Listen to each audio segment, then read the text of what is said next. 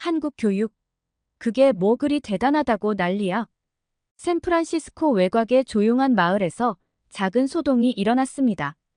한국식 교육 방식을 도입한 작은 학교 하나가 지역 사회의 관심을 한 몸에 받게 된 거죠. 입시 지옥으로만 알려졌던 한국 교육이 어떻게 이 마을 교육의 새로운 대안으로 떠오르게 된 걸까요? 그 중심에는 한 평범한 한국계 미국인 주부가 있었습니다. 자신의 뿌리를 부끄러워하던 그녀가 어떻게 이 마을의 작은 영웅으로 불리게 됐을까요? 그리고 그녀가 시작한 작은 변화가 어떻게 이 조용한 마을을 들썩이게 만들었을까요? 오늘은 샌프란시스코 외곽의 평범한 동네에서 시작된 놀라운 한국 이야기를 들려드리겠습니다. 오늘의 사연, 지금 시작합니다. 잠깐만요. 1초면 가능한 좋아요 버튼을 눌러주시면 영상 제작에 큰 힘이 됩니다. 안녕하세요. 저는 사라 김입니다. 38살의 한국계 2세 미국인이에요. 샌프란시스코 외곽의 조용한 주택가에 남편 마이클, 그리고 두 아이와 함께 살고 있죠. 푸른 잔디와 아름다운 정원이 있는 이 동네는 언뜻 보기에 완벽해 보였어요. 전 원래 마케팅 회사에서 일했어요. 바쁘게 돌아가는 도시의 한복판에서 커리어를 쌓던 제가 전업주부가 되리라곤 상상도 못했죠. 하지만 에밀리가 태어나고 3년 뒤 제이슨이 태어나면서 제 인생의 방향이 완전히 바뀌었어요. 아이들을 위해 집에 있기로 한 결정이 때론 쉽지 않았지만 후회는 없었답니다. 한국인 부모님 밑에서 자란 저는 늘 두 문화 사이에서 갈등했어요. 김치 냄새 풍기는 도시락을 들고 학교에 가던 어린 시절. 친구들의 놀림이 아직도 생생해요. 그때마다 왜 나는 달라야 하지? 라는 생각에 숨고 싶었죠. 하지만 대학에 가면서 제 뿌리에 대해 관심을 갖기 시작했어요. 한국의 교육열, 미국의 자유로움, 어느 쪽이 더 좋은 걸까 고민하다 결국 두 문화의 장점을 모두 품기로 했답니다. 그래서인지 아이들 교육에 더 신경 썼어요. 에밀리와 제이슨이 좋은 환경에서 공부하길 바라는 마음에 이 동네로 이사 왔을 정도니까요. 이곳의 공립학교들은 명성이 자자했거든요. 처음엔 모든 게 완벽해 보였어요. 아이들은 학교에 즐겁게 다녔고 저는 그들의 웃음소리에 하루하루 행복했죠. 하지만 그 평화로운 일상이 무너지기 시작한 건 바로 그날부터였어요. 평범했던 그 화요일 아침, 늘 그랬듯 아이들을 깨우고 아침 식사를 준비하고 등교 준비를 도왔습니다. 토스트 굽는 향긋한 냄새, 커피 내리는 소리, 아이들의 제잘거림, 모든 게 평소와 같았죠. 그런데 에밀리가 책가방을 매는 순간 뭔가 잘못됐다는 걸 직감했어요. 평소 밝게 웃던 아이의 표정이 어둡고 긴장돼 보였거든요. 에밀리, 무슨 일 있니?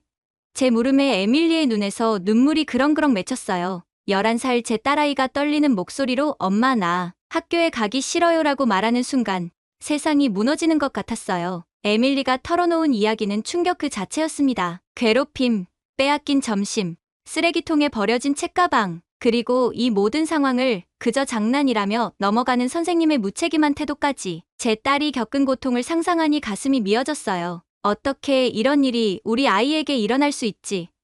분노와 슬픔, 그리고 죄책감이 한꺼번에 밀려왔죠. 그날 저녁, 아들 제이슨의 숙제 문제로 또 한 번 충격을 받았습니다. 평소 호기심 많고 똑똑했던 아들이 숙제를 하지 않았다는 사실, 그리고 그 이유를 들으며 더욱 마음이 무거워졌어요. 엄마, 학교 가기 싫어요. 선생님은 내 질문은 무시하고 수업은 지루해요. 숙제는 왜 하는지도 모르겠어요. 제이슨의 말 한마디 한마디가 제 가슴을 후벼 팠어요. 그날 밤, 잠을 이루지 못한 채 이리저리 뒤척이며 생각했습니다. 우리 아이들에게 무슨 일이 일어나고 있는 거지? 이대로 가다간 아이들의 미래가, 꿈이 모두 무너져 내릴 것만 같았어요. 창밖으로 보이는 달빛마저 차갑게 느껴지던 그때 문득 어머니의 목소리가 떠올랐어요. 사라야, 내가 힘들 때마다 기억해. 우리는 어떤 어려움도 이겨낼 수 있어. 다음 날 아침, 절망감에 빠져있던 제게 한 줄기 빛과 같은 전화가 왔습니다. 옆집에 사는 제니퍼였어요. 사라, 혹시 내일 저녁에 시간 있으세요? 몇몇 학부모들이 모여서 우리 아이들의 교육 문제에 대해 이야기를 나누려고 해요. 함께 해주시면 좋겠어요. 그 순간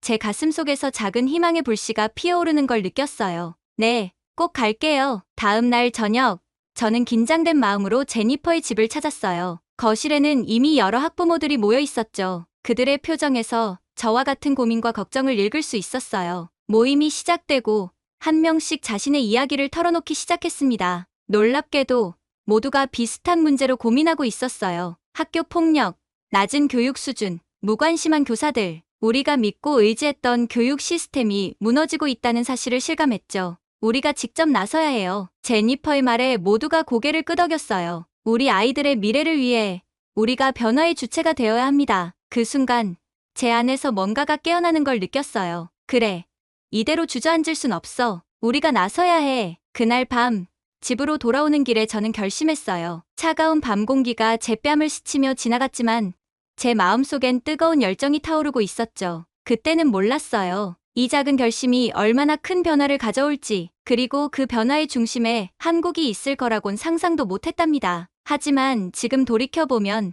그날의 절망이 새로운 희망의 씨앗을 심은 거였어요. 우리의 교육혁명은 그렇게 시작되었답니다. 학부모 모임 이후 우리는 즉시 행동에 나섰어요. 마치 탐험대처럼 제니퍼와 저를 선두로 한 학부모들이 지역 내 여러 학교를 방문하기로 했죠. 우리의 목표는 단순했어요. 아이들에게 더 나은 교육 환경을 찾는 것. 그 과정에서 현재 학교의 문제점들을 개선할 아이디어를 얻을 수 있지 않을까 하는 작은 희망도 있었답니다. 첫 번째로 방문한 학교는 우리 지역에서 가장 유명한 사립학교였어요. 마치 영화 속 장면처럼 화려한 캠퍼스와 최첨단 시설에 처음엔 입이 떡 벌어졌죠. 하지만 곧 그 환상이 깨졌어요. 학생들의 눈빛에서 생기를 찾아볼 수 없었거든요. 게다가 천문학적인 학비를 듣는 순간 우리 같은 평범한 가정에겐 그저 꿈 같은 이야기라는 걸 깨달았죠. 두 번째로 찾은 학교는 혁신적인 교육 방식으로 소문난 곳이었어요. 하지만 이곳 역시 실망스러웠죠. 지나치게 자유로운 학습 환경이 오히려 방종으로 이어지는 듯했어요. 규율 없는 자유가 과연 교육일까?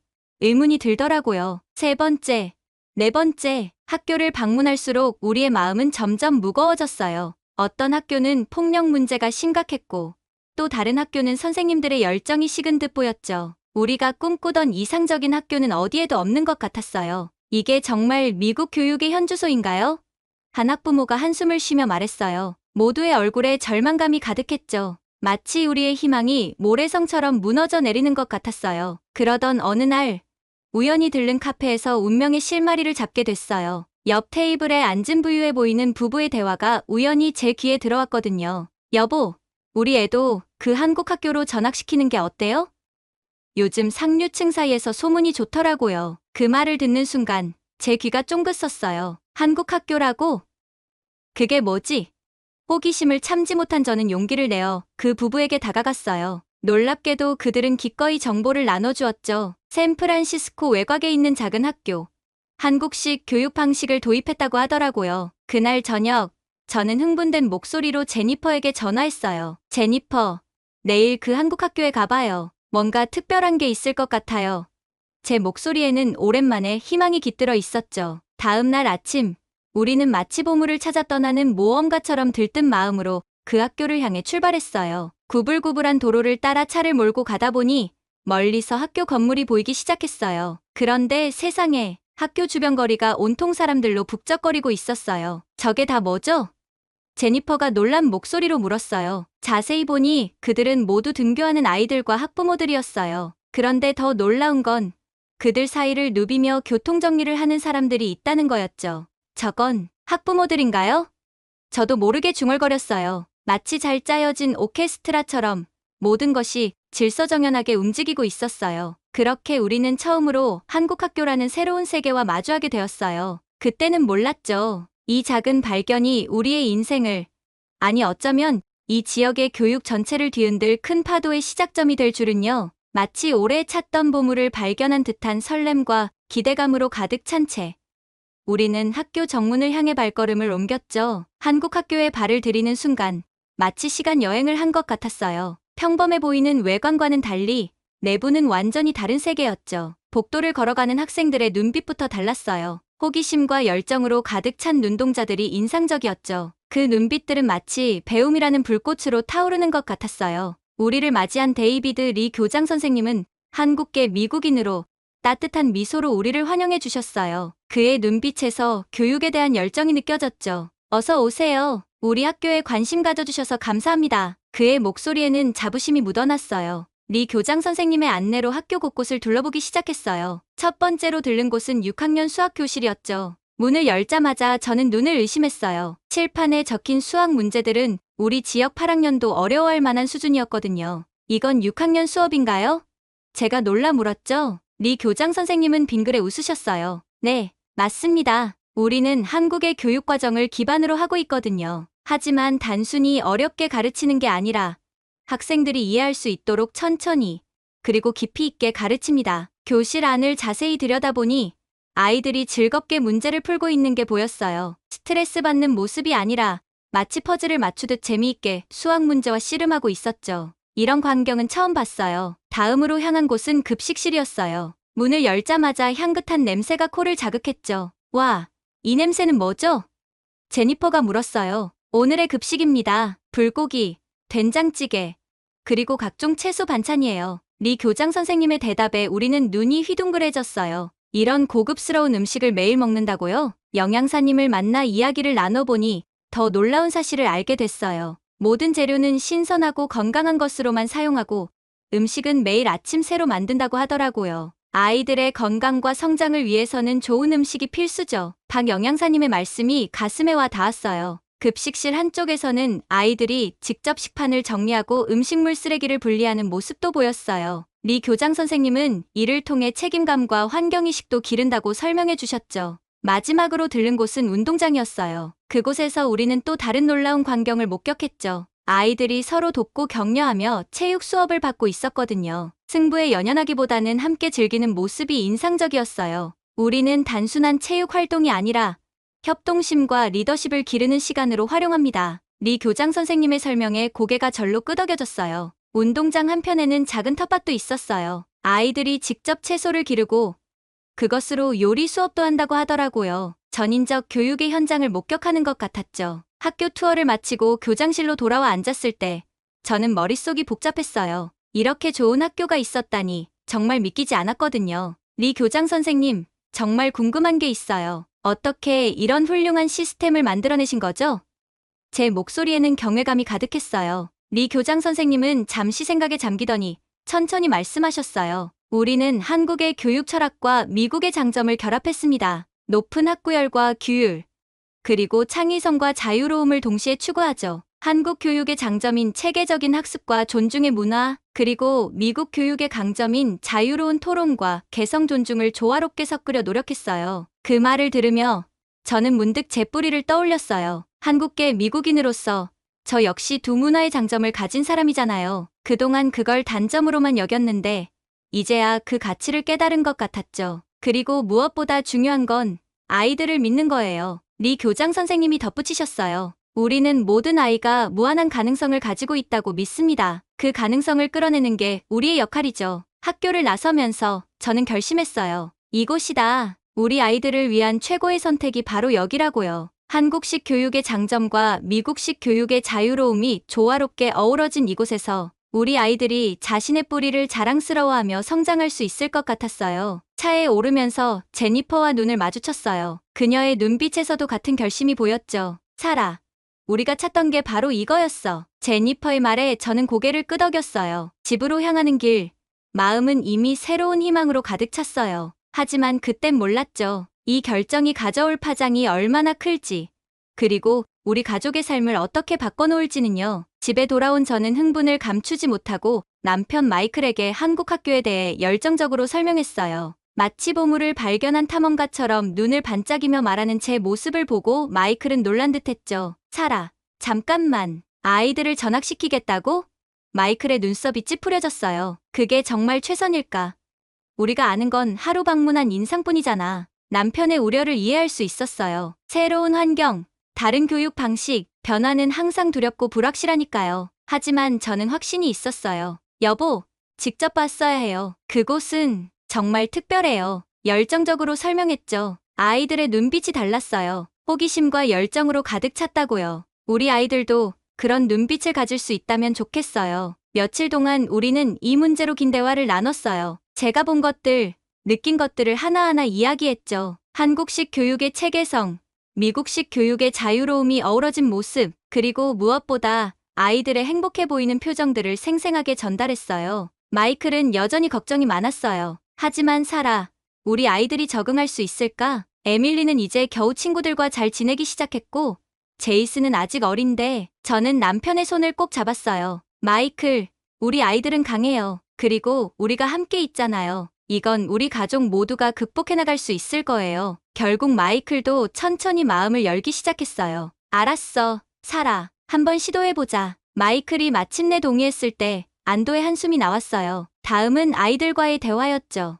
에밀리와 제이슨에게 전학 이야기를 꺼냈을 때 아이들도 처음엔 불안해했어요. 에밀리는 친구들과 헤어지는 것을 걱정했고 제이슨은 새로운 환경에 대한 두려움을 표현했죠. 엄마, 거기 가면 친구들 못 만나요? 에밀리의 눈에 눈물이 고였어요. 새 학교는 무서워요. 제이슨이 작은 목소리로 말했죠. 하지만 새로운 학교에 대한 이야기를 들려주자 점점 흥미를 보이기 시작했어요. 특히 급식 이야기에 제이슨의 눈이 반짝였고 다양한 활동 프로그램에 에밀리가 관심을 보였죠. 전학 절차는 생각보다 빨리 진행됐어요. 한 달 후, 에밀리와 제이슨은 한국 학교의 새 학생이 되었죠. 첫날 아침, 우리 가족 모두 긴장한 채로 학교로 향했어요. 처음 며칠은 적응하는데 어려움을 겪었어요. 에밀리는 수업 내용을 따라가는데 힘들어했고, 제이슨은 새로운 규칙들에 혼란스러워했죠. 매일 밤 가족 회의를 열어 그날 있었던 일들을 나누고 서로를 격려했어요. 하지만 시간이 지날수록 놀라운 변화가 일어나기 시작했어요. 에밀리가 먼저였어요. 엄마, 오늘 수학 시험에서 만점 받았어. 에밀리가 자랑스럽게 말했어요. 선생님께서 내 풀이 방식이 창의적이래. 제이슨의 변화는 조금 더 시간이 걸렸지만 그 역시 점점 학교 생활에 흥미를 느끼기 시작했어요. 어느 날 제이슨이 흥분해서 말했죠. 엄마, 나 오늘 발표했어요. 선생님이 잘했대요. 한 달, 두 달. 시간이 지날수록 아이들의 변화는 더욱 뚜렷해졌어요. 학업 성적은 물론이고 자신감, 예의 범절, 친구 관계까지 모든 면에서 긍정적인 변화가 일어났죠. 에밀리는 수학대회에 나가게 되었고, 제이슨은 학급 회장으로 뽑혔어요. 가장 큰 변화는 아이들의 태도였어요. 전에는 학교 가기 싫어하던 아이들이 이제는 아침에 일어나자마자 등교 준비를 서두르는 거예요. 배움에 대한 열정이 생긴 거죠. 어느 날 저녁, 마이클이 제게 말했어요. 사라, 내가 옳았어. 이 결정은 정말 탁월했어. 아이들이 이렇게 변할 줄은 몰랐어. 그 순간 뿌듯함을 느꼈어요. 하지만 동시에 마음 한구석이 불편했죠. 왜 이런 좋은 교육을 모든 아이들이 받지 못하는 걸까? 우리 지역의 다른 학교들은 왜 이렇게 변화하지 못하는 걸까? 그때 깨달았어요. 이건 단순히 우리 가족만의 문제가 아니라는 걸요. 이 변화의 바람을 다른 이들과도 나눠야 한다고 말이에요. 우리 아이들만 좋은 교육을 받는 게 아니라 모든 아이들이 이런 기회를 가져야 한다고 생각했죠. 마이클, 우리가 뭔가 해야 할 것 같아요. 제가 말했어요. 다른 학부모들에게 이 학교에 대해 알려야 해요. 마이클은 잠시 생각에 잠기더니 고개를 끄덕였어요. 그래, 당신 말이 맞아. 우리가 경험한 이 변화를 다른 이들과 나누는 게 맞을 것 같아. 그렇게 우리는 주변 사람들에게 한국 학교에 대해 이야기하기 시작했어요. 처음에는 의심의 눈초리를 보내는 사람들도 있었지만 점점 관심을 가지는 이들이 늘어났죠. 하지만 그 과정이 순탄치만은 않을 거란 걸 그때 저는 미처 알지 못했답니다. 변화는 항상 저항을 동반하니까요. 우리 앞에 어떤 도전이 기다리고 있을지 그때 저는 상상조차 할 수 없었어요. 그래도 한 가지는 확실했어요. 우리 가족이 경험한 이 놀라운 변화를, 이 교육의 힘을 더 많은 사람들과 나누고 싶다는 열망이 가슴속에서 타오르고 있었답니다. 한국 학교의 성공이 입소문을 타기 시작하면서 예상치 못한 문제가 발생하기 시작했어요. 처음에는 그저 작은 불만의 목소리였죠. 하지만 점점 그 소리가 커지더니 급기야 폭풍우가 되어 우리를 덮쳤답니다. 어느 날 아침, 학교 앞에서 피켓을 든 사람들을 마주쳤어요. 미국 아이들을 위한 미국식 교육을 이라고 쓰인 피켓을 보며 가슴이 철렁 내려앉았죠. 문제의 중심에는 로버트 브라운 교장이 있었어요. 그는 우리 지역의 가장 큰 공립학교의 교장이었죠. 처음 그를 만났을 때 저는 그의 눈빛에서 적대감을 느꼈어요. 한 지역 교육회의에서 그와 마주쳤을 때 브라운 교장은 참지 못하고 폭발했어요. 김 씨, 당신네 한국 학교가 우리 학생들을 빼앗아가고 있어요. 그의 목소리에는 분노가 가득했어요. 이건 공정한 경쟁이 아닙니다. 저는 당황스러웠지만 침착하게 대응하려 노력했어요. 브라운 교장 선생님, 우리는 그저 아이들에게 좋은 교육을 제공하려고 노력할 뿐이에요. 경쟁이 아니라 협력을 원해요. 하지만 그의 대답은 차가웠죠. 좋은 교육이요? 당신들은 그저 아이들을 로봇으로 만들고 있을 뿐입니다. 미국의 가치는 어디 갔죠? 그날 이후 상황은 급격히 악화되었어요. 브라운 교장은 지역 언론을 통해 한국 학교를 비방하기 시작했죠. 과도한 학업 스트레스, 문화적 고립, 미국적 가치의 훼손 등 온갖 비난이 쏟아졌어요. 지역 신문에는 연일 한국 학교에 대한 부정적인 기사가 실렸고 심지어 TV 뉴스에서도 다뤄졌어요. 가장 충격적인 사건은 어느 월요일 아침에 일어났어요. 학교에 도착하니 충격적인 광경이 펼쳐져 있었죠. 학교 벽에 한국으로 돌아가 라는 낙서가 크게 쓰여 있었어요. 빨간 스프레이 페인트로 쓰인 그 글자를 보는 순간 눈물이 났어요. 아이들의 얼굴에는 두려움과 혼란이 가득했고 선생님들도 당황한 기색이 역력했죠. 이 사건 이후 일부 학부모들이 아이들을 전학시키기 시작했어요. 심지어 제 오랜 친구 제니퍼마저 흔들리는 모습을 보였죠. 그녀와 카페에서 만났을 때 제니퍼의 표정은 무거웠어요. 사라,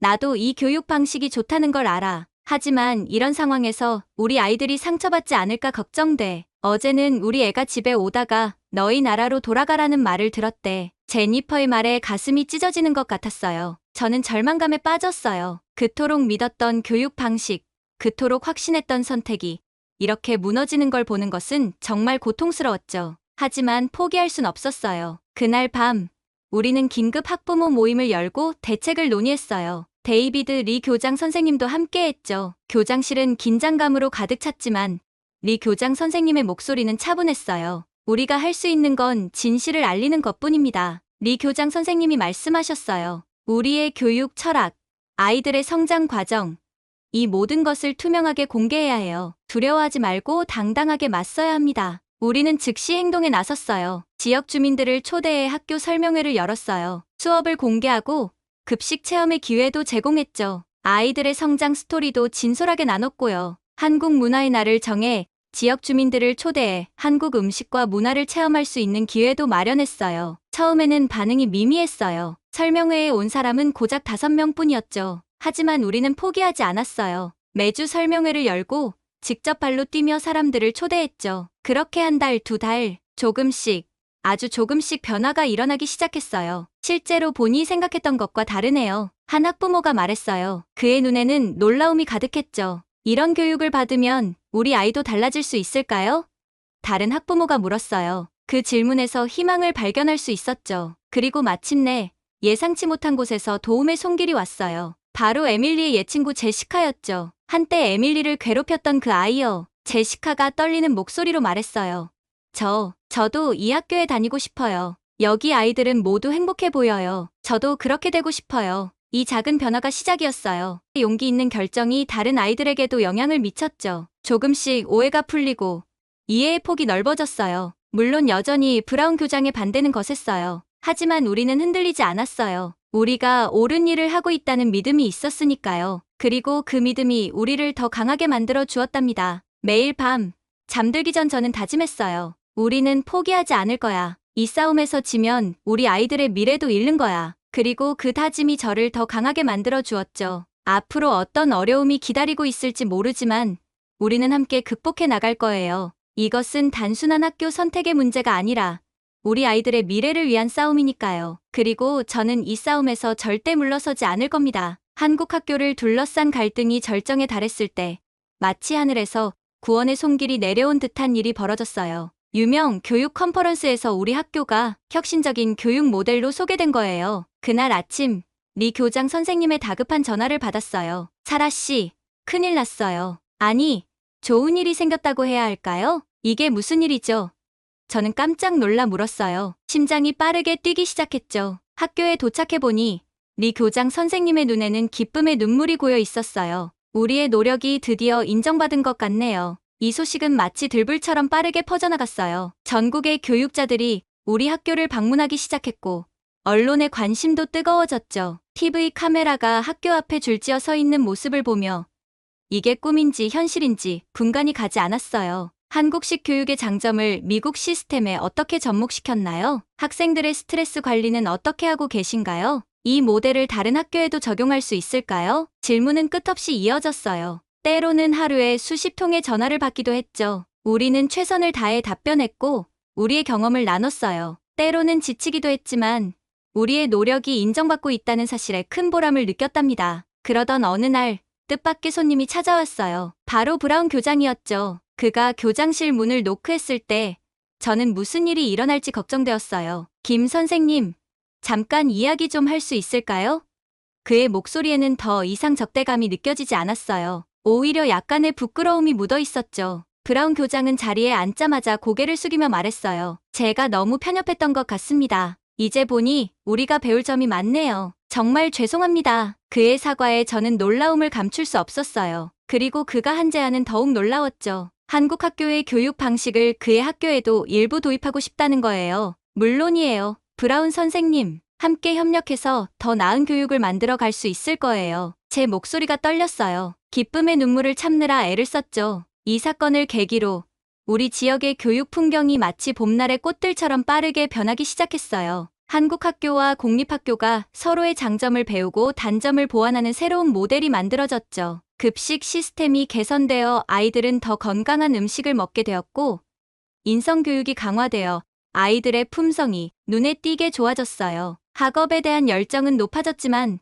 동시에 학생들의 스트레스 관리에도 많은 신경을 썼죠. 요가나 명상 수업을 도입한 것은 정말 큰 호응을 얻었답니다. 저는 이 과정에서 한국 학교와 다른 학교들 사이의 가교 역할을 맡게 되었어요. 제 경험과 이해가 두 문화를 연결하는 데 큰 도움이 되었거든요. 때로는 힘들기도 했지만 이 일이 제 인생의 사명처럼 느껴졌어요. 어느 날 저녁, 마이클이 제게 다가와 말했어요. 사라, 당신은 정말 대단해요. 당신이 시작한 이 작은 변화가 이렇게 큰 파장을 일으킬 줄 누가 알았겠어요? 저는 겸손하게 웃었지만 마음속으로는 큰 자부심을 느꼈어요. 우리가 시작한 이 작은 혁명이 미국 교육의 미래를 바꾸고 있다는 사실에 가슴이 벅찼죠. 그리고 무엇보다 에밀리와 제이슨, 그리고 그 아이들의 친구들이 더 나은 환경에서 공부하고 성장할 수 있게 되었다는 사실이 저를 행복하게 만들었어요. 아이들의 웃는 얼굴을 볼 때마다 이 모든 노력이 정말 가치 있었다고 느꼈답니다. 시간이 화살처럼 빠르게 지나갔어요. 그 사이 우리 마을은 물론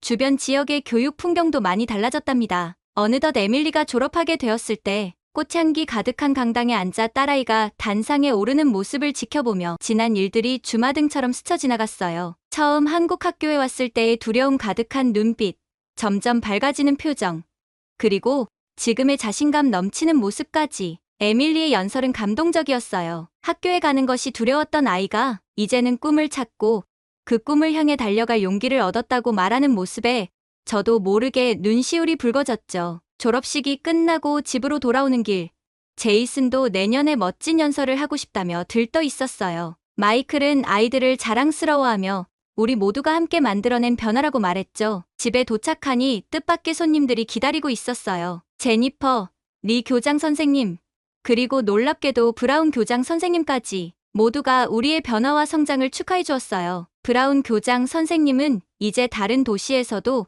우리의 모델을 배우러 온다고 말씀하셨고, 리 교장 선생님은 제가 한국계 미국인으로서의 정체성을 강점으로 삼아 변화를 이끌어냈다고 칭찬해 주셨어요. 그 순간 제 마음속에 있던 작은 응어리가 녹아내리는 것 같았어요. 이제는 제 뿌리가 자랑스러워졌답니다. 앞으로 우리의 교육 모델이 전국으로 퍼져나가 더 많은 아이들에게 혜택을 줄 수 있기를 기대해요. 이건 단순한 교육 방식의 변화가 아니라 우리 사회 전체를 더 나은 방향으로 이끄는 변화니까요. 한국계 미국인으로서, 엄마로서, 그리고 이제는 교육 혁신가로서 저는 제 모든 정체성을 자랑스럽게 여기며 새로운 내일을 향해 나아갈 거예요. 우리가 함께 만들어갈 미래가 너무나 기대됩니다. 한국계 미국인 사라의 교육혁명 이야기 어떠셨나요? 처음에는 정체성의 갈등으로 시작했지만 결국 자신의 뿌리를 자랑스럽게 여기며 미국 교육 시스템에 혁신을 가져온 그녀의 여정이 정말 인상적이었습니다. 한국의 교육 철학과 미국의 장점을 결합한 새로운 교육 모델이 얼마나 큰 변화를 가져올 수 있는지 다시 한번 확인할 수 있었습니다. 특히 높은 학구열과 규율, 그리고 창의성과 자유로움을 동시에 추구하는 한국식 교육의 장점이 세계적으로 인정받고 있다는 사실에 가슴이 뿌듯해지네요. 여러분은 글로벌 시대의 교육에 대해 어떻게 생각하시나요? 다양한 문화의 장점을 어떻게 교육에 접목시킬 수 있을지 여러분의 의견이 궁금합니다. 댓글로 여러분의 생각을 나눠주세요. 감동뭉클에서는 여러분의 소중한 마음을 모아 사연 주인공들에게 전해드리고 있습니다. 여러분 주변에 감동적이거나 재미있는 실제 사연들을 제보받고 있으니 언제든 저희 공식 메일로 제보해주세요. 여러분이 보내주신 사연이 다음 영상의 주인공이 될 수 있습니다. 오늘 들려드린 사연이 마음에 드셨다면 구독과 좋아요 눌러주시고 주변 분들과도 공유해주세요. 여러분의 작은 관심과 응원이 더욱 좋은 콘텐츠를 만드는데 큰 힘이 됩니다. 이상 감동 뭉클이었습니다. 끝까지 시청해주셔서 감사합니다. 다음에 더 감동적인 사연으로 찾아뵙겠습니다.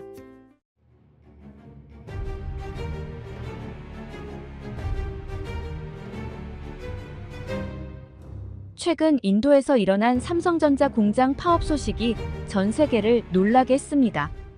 약 1,500명의 근로자가 참여한 이 파업은 단순한 노사 갈등을 넘어 글로벌 기업의 해외 진출 전략에 대한 새로운 도전을 제시하고 있죠. 임금 인상과 노동 조건 개선을 요구하는 인도. 노동자들과 글로벌 생산 기지를 지키려는 삼성전자 사이의 팽팽한 줄다리기가 계속되고 있습니다. 하지만 이 사태를 바라보는 시선은 제각각입니다. 노동자의 권리를 위한 정당한 투쟁이라는 견해부터 과도한 요구로 인한 기업 경영 위협이라는 의견까지 다양한 해석이 나오고 있는데요. 오늘은 이 복잡한 상황의 한가운데서 현장을 취재한 베테랑 기자의 제보입니다. 오늘의 사연 지금 시작합니다. 잠깐만요. 1초면 가능한 좋아요 버튼을 눌러주시면 영상 제작에 큰 힘이 됩니다. 안녕하세요. 저는 현재 미국 한 방송국의 국제부 소속 기자 해리 존슨입니다. 47세, 세계 곳곳을 누비며 주로 다국적 기업과 노동 문제를 취재하고 있습니다. 이번에는 인도에 와 있습니다. 정확히 말하자면 삼성전자의 인도 공장 파업을 취재하기 위해 이곳 챈나이에 도착했죠. 하지만 이 큰 사건이 저를 맞이할 줄은 미처 예상하지 못했습니다. 저는 여느 때처럼 챈나이의 오래된 커피하우스에서 도사 한 접시와 따뜻한 차를 마시며 하루를 시작하고 있었습니다. 창밖으로는 전형적인 인도의 분주한 거리 풍경이 펼쳐져 있었죠. 오토릭샤가 도로를 가득 메우고 거리의 상인들은 손님들을 향해 소리치고 사람들은 각자 바쁜 발걸음으로 일터로 향하고 있었습니다. 저는 이 복잡한 풍경 속에서 그날의 취재 계획을 머릿속으로 정리하고 있었죠. 그러다 갑자기 옆 테이블에서 들려오는 대화가 제 귀에 들어왔습니다. 삼성 공장에서 큰 파업이 일어났대. 엄청난 규모라던데. 진짜? 어제까지는 아무 문제 없었는데. 그 말이 끝나자마자 제 기자 본능이 번뜩였습니다. 파업이라니. 그것도 삼성이면 글로벌 대기업인데 단순한 사건이 아닐 거란 직감이 들었습니다. 곧바로 제 앞에 놓인 차를 단숨에 마셔버리고 계산대로 달려갔죠. 삼성 공장은 어디에 있나요? 계산대에 있던 주인에게 물어봤습니다. 여기서 멀지 않아요. 택시 타면 금방 가실 겁니다. 주인이 알려준 방향으로 택시를 타고 공장으로 향하는 동안 제 머릿속은 온갖 생각들로 가득 찼습니다. 이번 파업의 원인은 뭘까? 단순히 임금 인상 요구가 아닐 거야. 아마도 근로 환경이나 노동조합과의 갈등도 있을 수 있지. 현지 노동자들의 목소리는 어떤 걸까?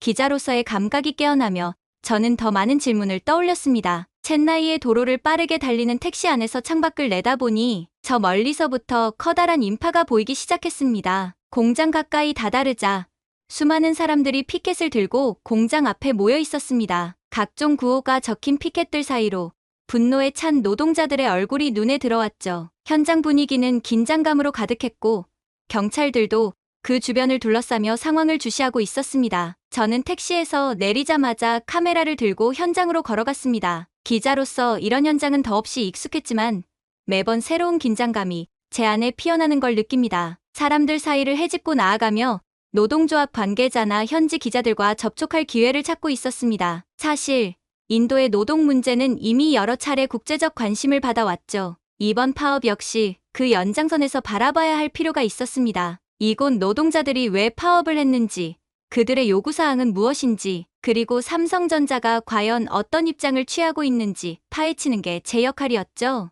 임금 인상, 노동조합 인정을 요구하는 소리가 들려왔지만 이 사건은 그 이상의 이야기를 품고 있었습니다. 이 공장 노동자들의 삶, 그리고 글로벌 기업이 인도 같은 신흥국에서 벌이는 전략이 이 파업 뒤에 복잡하게 얽혀 있음을 직감했습니다. 현장에 도착한 순간 저는 인터뷰를 할 준비를 마쳤습니다. 첫 번째 목표는 노동조합 관계자였습니다. 그들의 목소리를 듣고 이 파업의 배경을 파악하는 것이 우선이었죠. 삼성전자 인도 공장 앞에 서자 한눈에 봐도 수백 명에 달하는 사람들이 피켓을 들고 시위하는 모습이 보였습니다. 임금 인상, 노동조합을 인정하라라는 구호들이 곳곳에서 울려 퍼졌죠. 공장 주변에는 경찰이 삼엄하게 경계를 서고 있었고 몇몇 현지 기자들도 취재 중이었습니다. 저는 카메라를 다시 메고 시위대에 다가갔습니다. 먼저 눈에 띈 건 피곤해 보이는 중년 남성이었습니다. 그에게 다가가 말을 걸었습니다. 안녕하세요.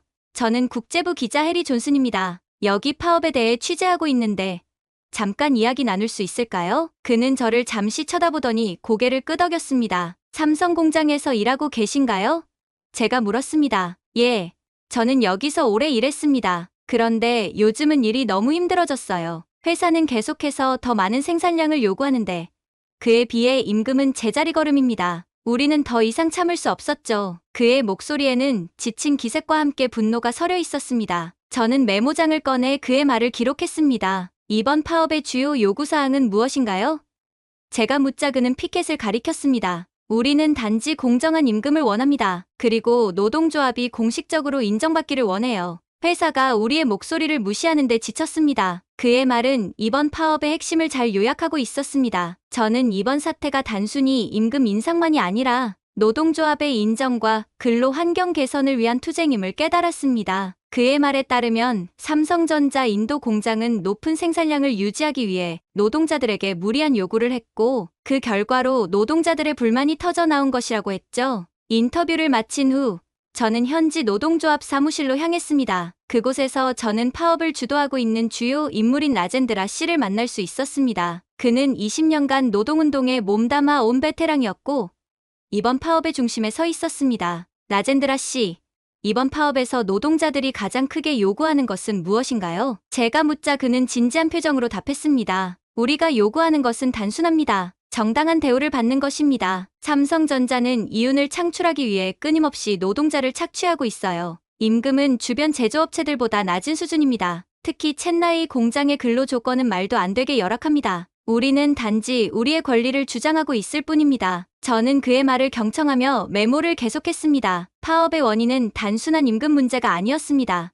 이 공장에서 일하는 사람들은 노동조합의 부재, 과도한 업무, 그리고 상대적으로 낮은 임금 등으로 고통받고 있었습니다. 라젠드라 씨의 말은 더욱 구체적인 문제를 밝혀주었죠. 삼성전자 인도 공장의 임금 수준은 인도 제조업 평균에 비해 낮았고 노동자들은 이를 바로잡기 위해 싸우고 있다고 했습니다. 저는 노트북을 열어 인도의 제조업 임금 평균을 확인해 보았습니다. 그런데 노동자들이 말한 사실과 달랐습니다. 인도에서 제조업에 종사하는 근로자의 평균 임금은 약 월 15,000루피였지만 삼성전자의 노동자들은 이보다 몇 배 높은 35,000루피를 받고 있었습니다. 이 수치는 다른 글로벌 기업들에 비해도 높은 편이었죠. 저는 그들의 주장이 거짓이라는 것을 알아차렸습니다. 삼성전자 측은 공식 입장을 내놓지 않았지만 제가 파악한 바로는 회사 내부에서도 이번 사태를 진지하게 받아들이고 있는 듯했습니다. 그러나 문제는 인도 노동자들의 터무니없는 요구였습니다. 그들은 임금을 71,000루피로 인상하고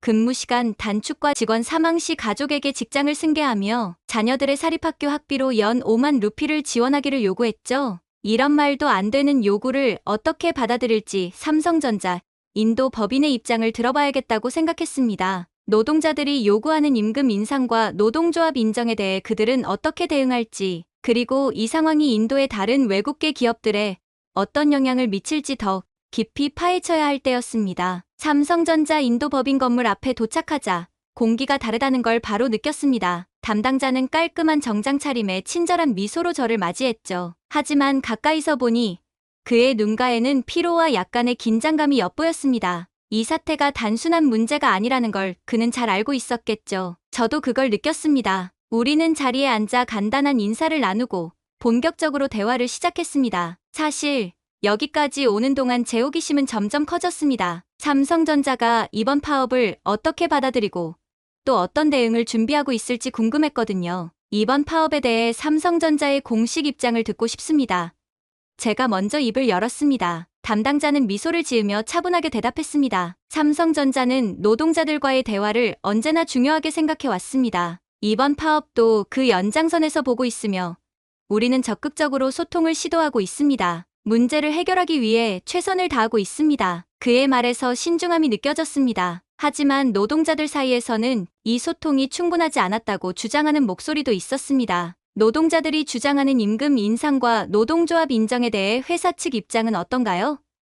제가 묻자 그는 잠시 생각에 잠겼다가 답변을 이어갔습니다. 임금 인상 부분에 대해서는 회사 내부적으로 검토 중입니다. 현지 경제 상황과 업계 표준을 고려해 적절한 해결책을 찾으려 노력하고 있습니다. 다만 노동조합 문제는 좀 더 복잡합니다. 우리는 인도의 법과 규정을 준수하며 그 안에서 합리적인 해결책을 모색할 계획입니다. 그의 말은 조심스럽지만 분명했습니다. 인터뷰를 마치고 나오면서 저는 담당자가 보여준 신중함이 삼성전자의 입장을 그대로 드러낸 것 같았습니다. 삼성전자와의 인터뷰를 마치고 나오자 머릿속이 더 복잡해졌습니다. 단순히 삼성과 노동자들 간의 갈등으로 끝날 문제가 아니란 생각이 들었죠. 이 파업, 다른 외국 기업이나 인도 경제 전반에까지 영향을 미칠 수 있겠구나. 그런 궁금증이 커졌습니다. 그래서 저는 인도 경제 전반을 좀 더 깊이 이해하고 있는 사람을 만나보기로 했습니다. 그는 인도 정부의 경제 자문위원이기도 하고 외국 기업들과 인도 경제의 관계에 대해 큰 그림을 알고 있는 사람이었습니다. 그의 시각을 통해 이번 사태를 좀 더 넓게 볼 필요가 있었어요. 다행히 연락이 닿았고 델리로 곧장 향할 수 있었습니다. 이동 중 저는 이번 파업이 인도 경제와 외국 기업들에 미칠 영향을 생각했습니다. 인도는 최근 몇 년 동안 외국 자본 유치에 심혈을 기울여 왔죠. 특히 삼성전자 같은 대기업이 들어와 생산시설을 확장하고 수천 명의 일자리를 창출하고 있습니다. 하지만 그 과정에서 노동자들의 요구는 과연 제대로 반영되고 있는가? 이번 파업은 그 의문에 답을 던진 사건이었습니다. 델리에 도착한 후 그의 사무실로 향했습니다. 도심 속에 위치한 그의 사무실은 혼잡한 거리에 자리 잡고 있었지만 내부는 꽤나 차분한 분위기를 풍기고 있었습니다. 그는 중년에 신뢰감을 주는 모습으로 나를 맞이했습니다. 이미 이번 파업에 대해서도 잘 알고 있는 듯 보였죠. 저는 본론으로 바로 들어갔습니다. 이번 삼성전자 파업이 인도 경제 전체에 어떤 영향을 미칠까요? 그는 잠시 생각에 잠기더니 차분하게 답을 이어갔습니다. 삼성전자는 인도에서 매우 중요한 투자자입니다. 그들의 공장은 수천 명의 일자리를 제공하고 있죠. 하지만 이번 파업은 외국 기업들이 인도에서 직면할 수 있는 문제를 분명히 보여줍니다. 인도는 빠르게 성장하는 시장이지만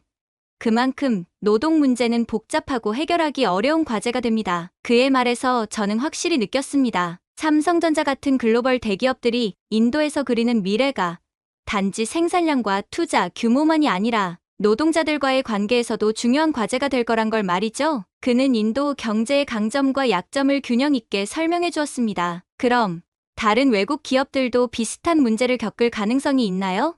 제가 묻자 그는 고개를 끄덕였습니다. 물론입니다. 이번 사건은 단순히 삼성전자만의 문제가 아닙니다. 인도에 진출하려는 모든 다국적 기업들이 앞으로 이와 비슷한 상황에 처할 수 있습니다. 그의 말은 상당히 현실적이었습니다. 인터뷰를 마치고 나오면서 저는 그가 한 말이 계속 머릿속을 맴돌았습니다. 이번 파업이 단순한 사건이 아니라 더 큰 흐름을 상징한다는 생각이 강하게 들었습니다. 인도의 경제 성장은 분명 화려하지만 그 이면에는 여전히 해결해야 할 문제가 있었고 이번 사태는 그 갈등을 적나라하게 보여주고 있었습니다. 숙소로 돌아오는 길에 휴대폰에 속보가 떴습니다. 인도 정부, 삼성전자 파업 사태 중재 나서 총리 직접 개입 가능성, 상황이 심각해지고 있었습니다. 이제 이 사태는 단순한 노사 갈등을 넘어 국제적인 이슈로 번져가고 있었죠. 저는 깊은 고민에 빠졌습니다. 과연 이 복잡한 진실을 어떻게 전달해야 할까요? 한쪽의 입장만을 대변해서는 안 되겠다는 생각이 들었습니다. 이 기사가 어떤 파장을 일으킬지, 그리고 그것이 노동자들과 회사, 그리고 인도 경제에 어떤 영향을 미칠지 무거운 책임감이 어깨를 짓눌렀습니다. 체나이의 뜨거운 태양이 지평선 너머로 사라지고 있었습니다. 하루 종일 이어진 취재로 지친 몸을 이끌고 호텔로 돌아왔습니다. 노트북을 켜고 오늘 들은 이야기들을 정리하기 시작했죠. 한쪽에는 노동자들의 목소리가, 다른 쪽에는 회사의 입장이 있었습니다. 양측의 주장이 너무나 달라 혼란스러웠어요. 과연 진실은 무엇일까? 고민 끝에 현지 경제 전문가를 만나기로 했습니다. 다음 날 아침, 인도 국립경제연구소의 라오 박사를 만났죠. 라오 박사는 이 문제가 단순한 노사 갈등이 아니라고 설명했습니다. 여기에는 인도의 경제 구조, 글로벌 기업의 전략, 그리고 정부의 정책이 복잡하게 얽혀 있다고 했어요. 라오 박사의 설명은 새로운 시각을 제공했습니다. 인도 정부의 메이크 인 인디아 정책으로 외국 기업 유치에 힘써왔지만 동시에 자국 노동자 보호도 중요한 과제라고 했죠. 글로벌 기업들은 인도의 저렴한 노동력을 활용하고 싶어 하지만 이는 때로 임금 격차 문제를 야기한다고 설명했습니다. 해결책에 대해 물었을 때 라오 박사는 쉽지 않다고 대답했습니다. 단기적으로는 노사 간 대화가 필요하고 장기적으로는 인도 노동자들의 기술 향상과 생산성 증대가 필요하다고 했어요. 정부도 균형 잡힌 정책을 펼쳐야 한다고 덧붙였습니다. 인터뷰를 마치고 나오는 길에 또 다시 속보가 들어왔습니다. 삼성전자, 인도 공장 생산 차질, 글로벌 공급망 영향 우려, 상황이 점점 심각해지고 있었습니다. 이 사태가 단순히 한 회사의 문제를 넘어 인도 경제 전체에 영향을 미칠 수 있다는 생각에 마음이 무거워졌습니다. 그날 밤 저는 2020년에 일어났던 위스트론 인포컴 사건을 떠올리게 되었습니다. 그 사건은 인도 노동 환경에 큰 충격을 주었던 사건으로 지금 삼성전자의 파업과도 여러모로 비교할 만한 부분이 있었습니다. 위스트론은 애플의 공급업체로 당시 인도 카르나타카 지역의 공장에서 수천 명의 노동자들이 폭동을 일으켰죠. 임금 체불이 그 직접적인 원인이었지만 그 이면에는 더욱 복잡한 문제가 있었습니다. 저는 그 사건 이후 인도의 노동 환경은 얼마나 변했을까? 라는 생각을 하게 되었습니다. 위스트론 사건은 단순히 임금이 체불된 것이 아니라 그동안 쌓여온 노동자들의 불만이 폭발한 것이었습니다. 노동자들은 수개월 동안 약속된 임금을 받지 못했고 회사 측의 소통 부재는 문제를 더욱 악화시켰습니다. 결국 노동자들은 공장 기계와 설비를 부수고 회사 재산에 심각한 피해를 입혔죠. 그 사건 이후 인도 전역에서 노동자들의 권리와 기업의 책임에 대한 논의가 활발해졌습니다. 위스트론 사건을 분석하면서 저는 이번 삼성전자 파업과는 뭔가 다르다는 점을 발견했습니다. 위스트론 사건 이후 인도 정부와 기업들은 외국 자본 유치에 대한 신중함을 요구받았고 인도 노동자들의 권리에 대한 요구는 점점 더 커져갔습니다. 물론 삼성전자의 경우는 위스트론보다 훨씬 더 복잡한 양상을 띠고 있었습니다. 위스트론 사건은 상대적으로 작은 규모의 폭동으로 끝났지만 삼성전자는 인도 경제에서 중요한 위치를 차지하는 대기업이기 때문에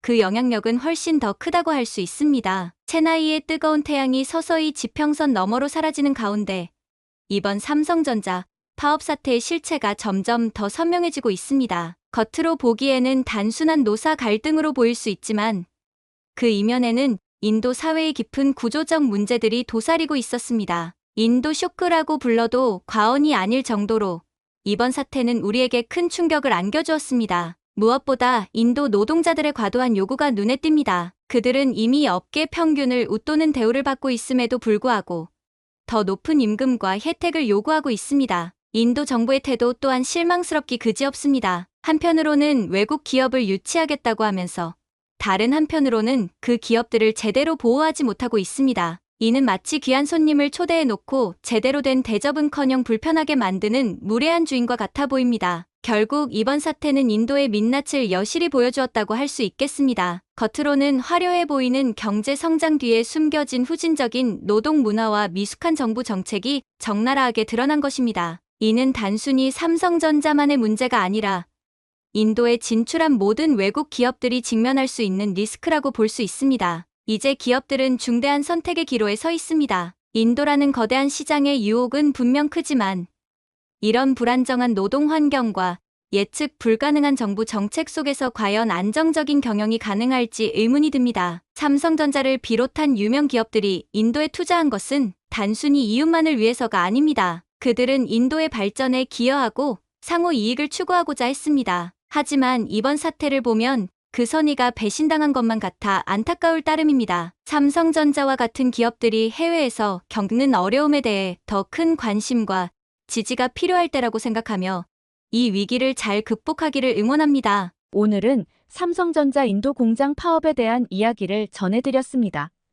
임금 인상과 노동조합 인정이라는 중요한 문제를 중심으로 노동자들과 기업 간의 갈등을 재조명할 수 있었죠. 협상은 일부 진전을 이루었지만 여전히 많은 갈등이 남아있음을 알 수 있었습니다. 글로벌 기업이 신흥국에서 어떻게 노동 문제에 대응할지에 대한 중요한 시사점을 얻을 수 있었던 사건이었습니다. 여러분은 이번 사건에 대해 어떻게 생각하시나요? 다국적 기업과 노동자의 관계는 어떻게 발전해야 할까요? 여러분의 의견을 댓글로 남겨주세요. 감동 뭉클에서는 여러분의 소중한 마음을 모아 사연 주인공들에게 전해드리고 있습니다. 여러분 주변에 감동적이거나 재미있는 실제 사연들을 제보받고 있으니 언제든 저희 공식 메일로 제보해주세요. 여러분이 보내주신 사연이 다음 영상의 주인공이 될 수 있습니다. 오늘 들려드린 사연이 마음에 드셨다면 구독과 좋아요 눌러주시고 주변 분들과도 공유해주세요. 여러분의 작은 관심과 응원이 더욱 좋은 콘텐츠를 만드는데 큰 힘이 됩니다. 이상 감동 뭉클이었습니다. 끝까지 시청해주셔서 감사합니다. 다음에 더 감동적인 사연으로 찾아뵙겠습니다.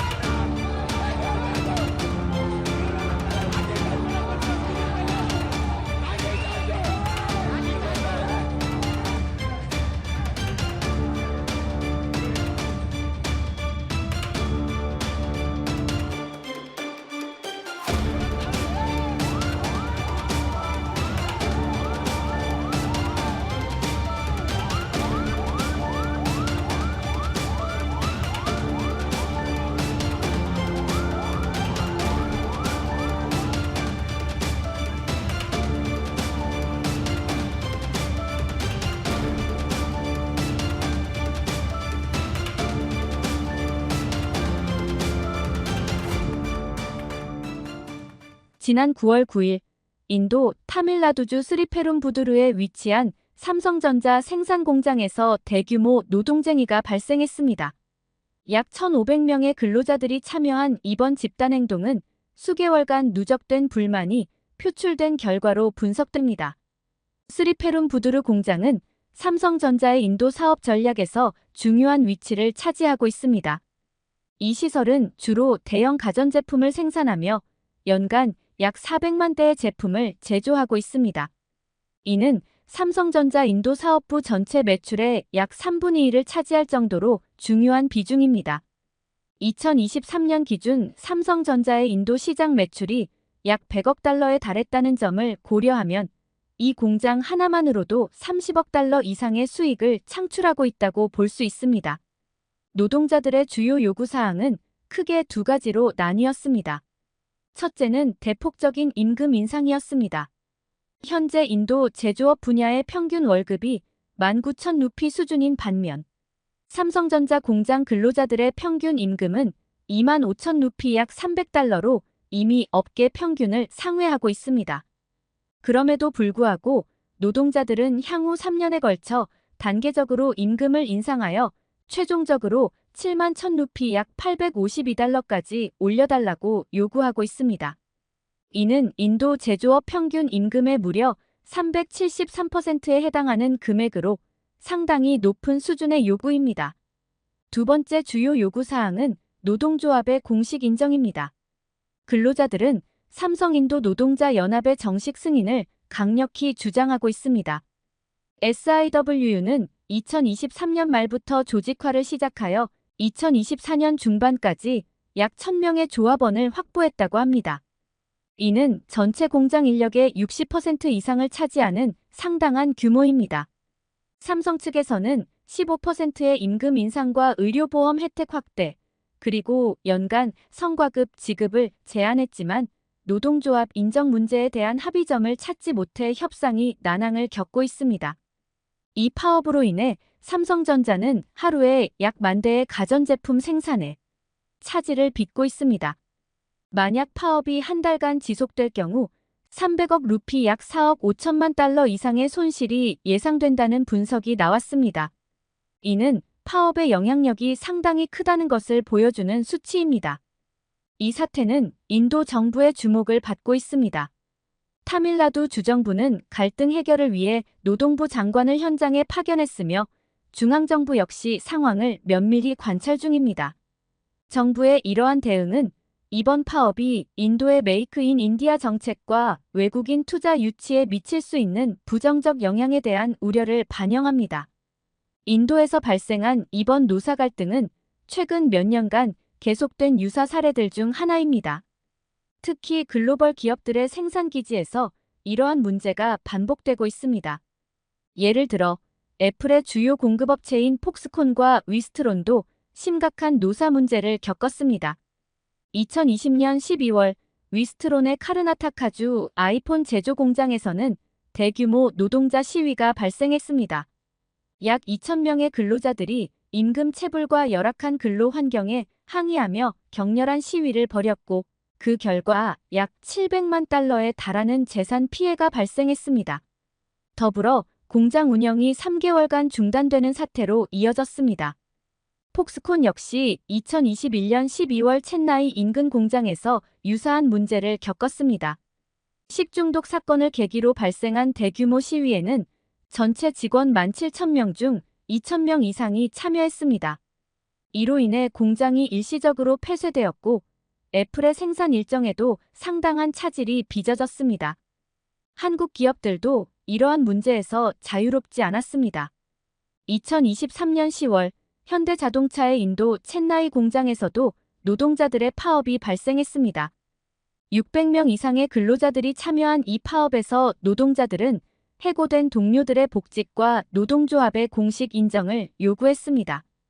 이 사건으로 인해 현대자동차는 하루 생산량의 80%에 해당하는 약 2,000대의 차량 생산에 차질을 빚었고 상당한 경제적 손실을 입었습니다. 이러한 연이은 노사 갈등은 인도의 급속한 경제 성장 이면에 존재하는 구조적 문제를 드러냅니다. 인도는 최근 높은 경제 성장률을 기록했지만 그 혜택이 사회 전반에 균등하게 분배되지 않았습니다. 도시와 농촌 간 그리고 사회 계층 간 소득 격차가 더욱 벌어지면서 사회적 긴장이 고조되고 있는 것입니다. 법적으로는 폐지된 인도의 계급제도가 사회 곳곳에서 여전히 영향력을 발휘하고 있다는 점도 이러한 갈등의 한 원인으로 지목됩니다. 1947년 독립 이후 제정된 헌법에 따라 계급 차별은 금지되었지만 수세기에 걸쳐 형성된 사회적 계층 구조는 쉽게 사라지지 않고 있습니다. 이는 특히 노동 환경과 임금 문제에서 여실히 드러나고 있습니다. 삼성전자 공장에서 발생한 이번 파업 사태는 단순한 기업 내부의 문제를 넘어서는 의미를 지닙니다. 이는 인도 사회의 근본적인 구조적 문제, 글로벌 기업들의 현지화 전략, 그리고 인도 정부의 외국인 투자 유치 정책 사이의 복잡한 관계를 보여주는 중요한 사례입니다. 이번 사태의 해결 과정과 그 결과는 향후 인도에서 기업들의 운영 방식, 노사 관계의 발전 방향, 그리고 정부의 경제 정책 수립에 중요한 참고 사례가 될 것으로 전망됩니다. 오늘은 인도 내에서 일어나고 있는 현재 이 사태를 바라보는 한 여성의 이야기입니다. 오늘의 사연 지금 시작합니다. 잠깐만요. 1초면 가능한 구독과 좋아요 버튼을 눌러주시면 영상 제작에 큰 힘이 됩니다.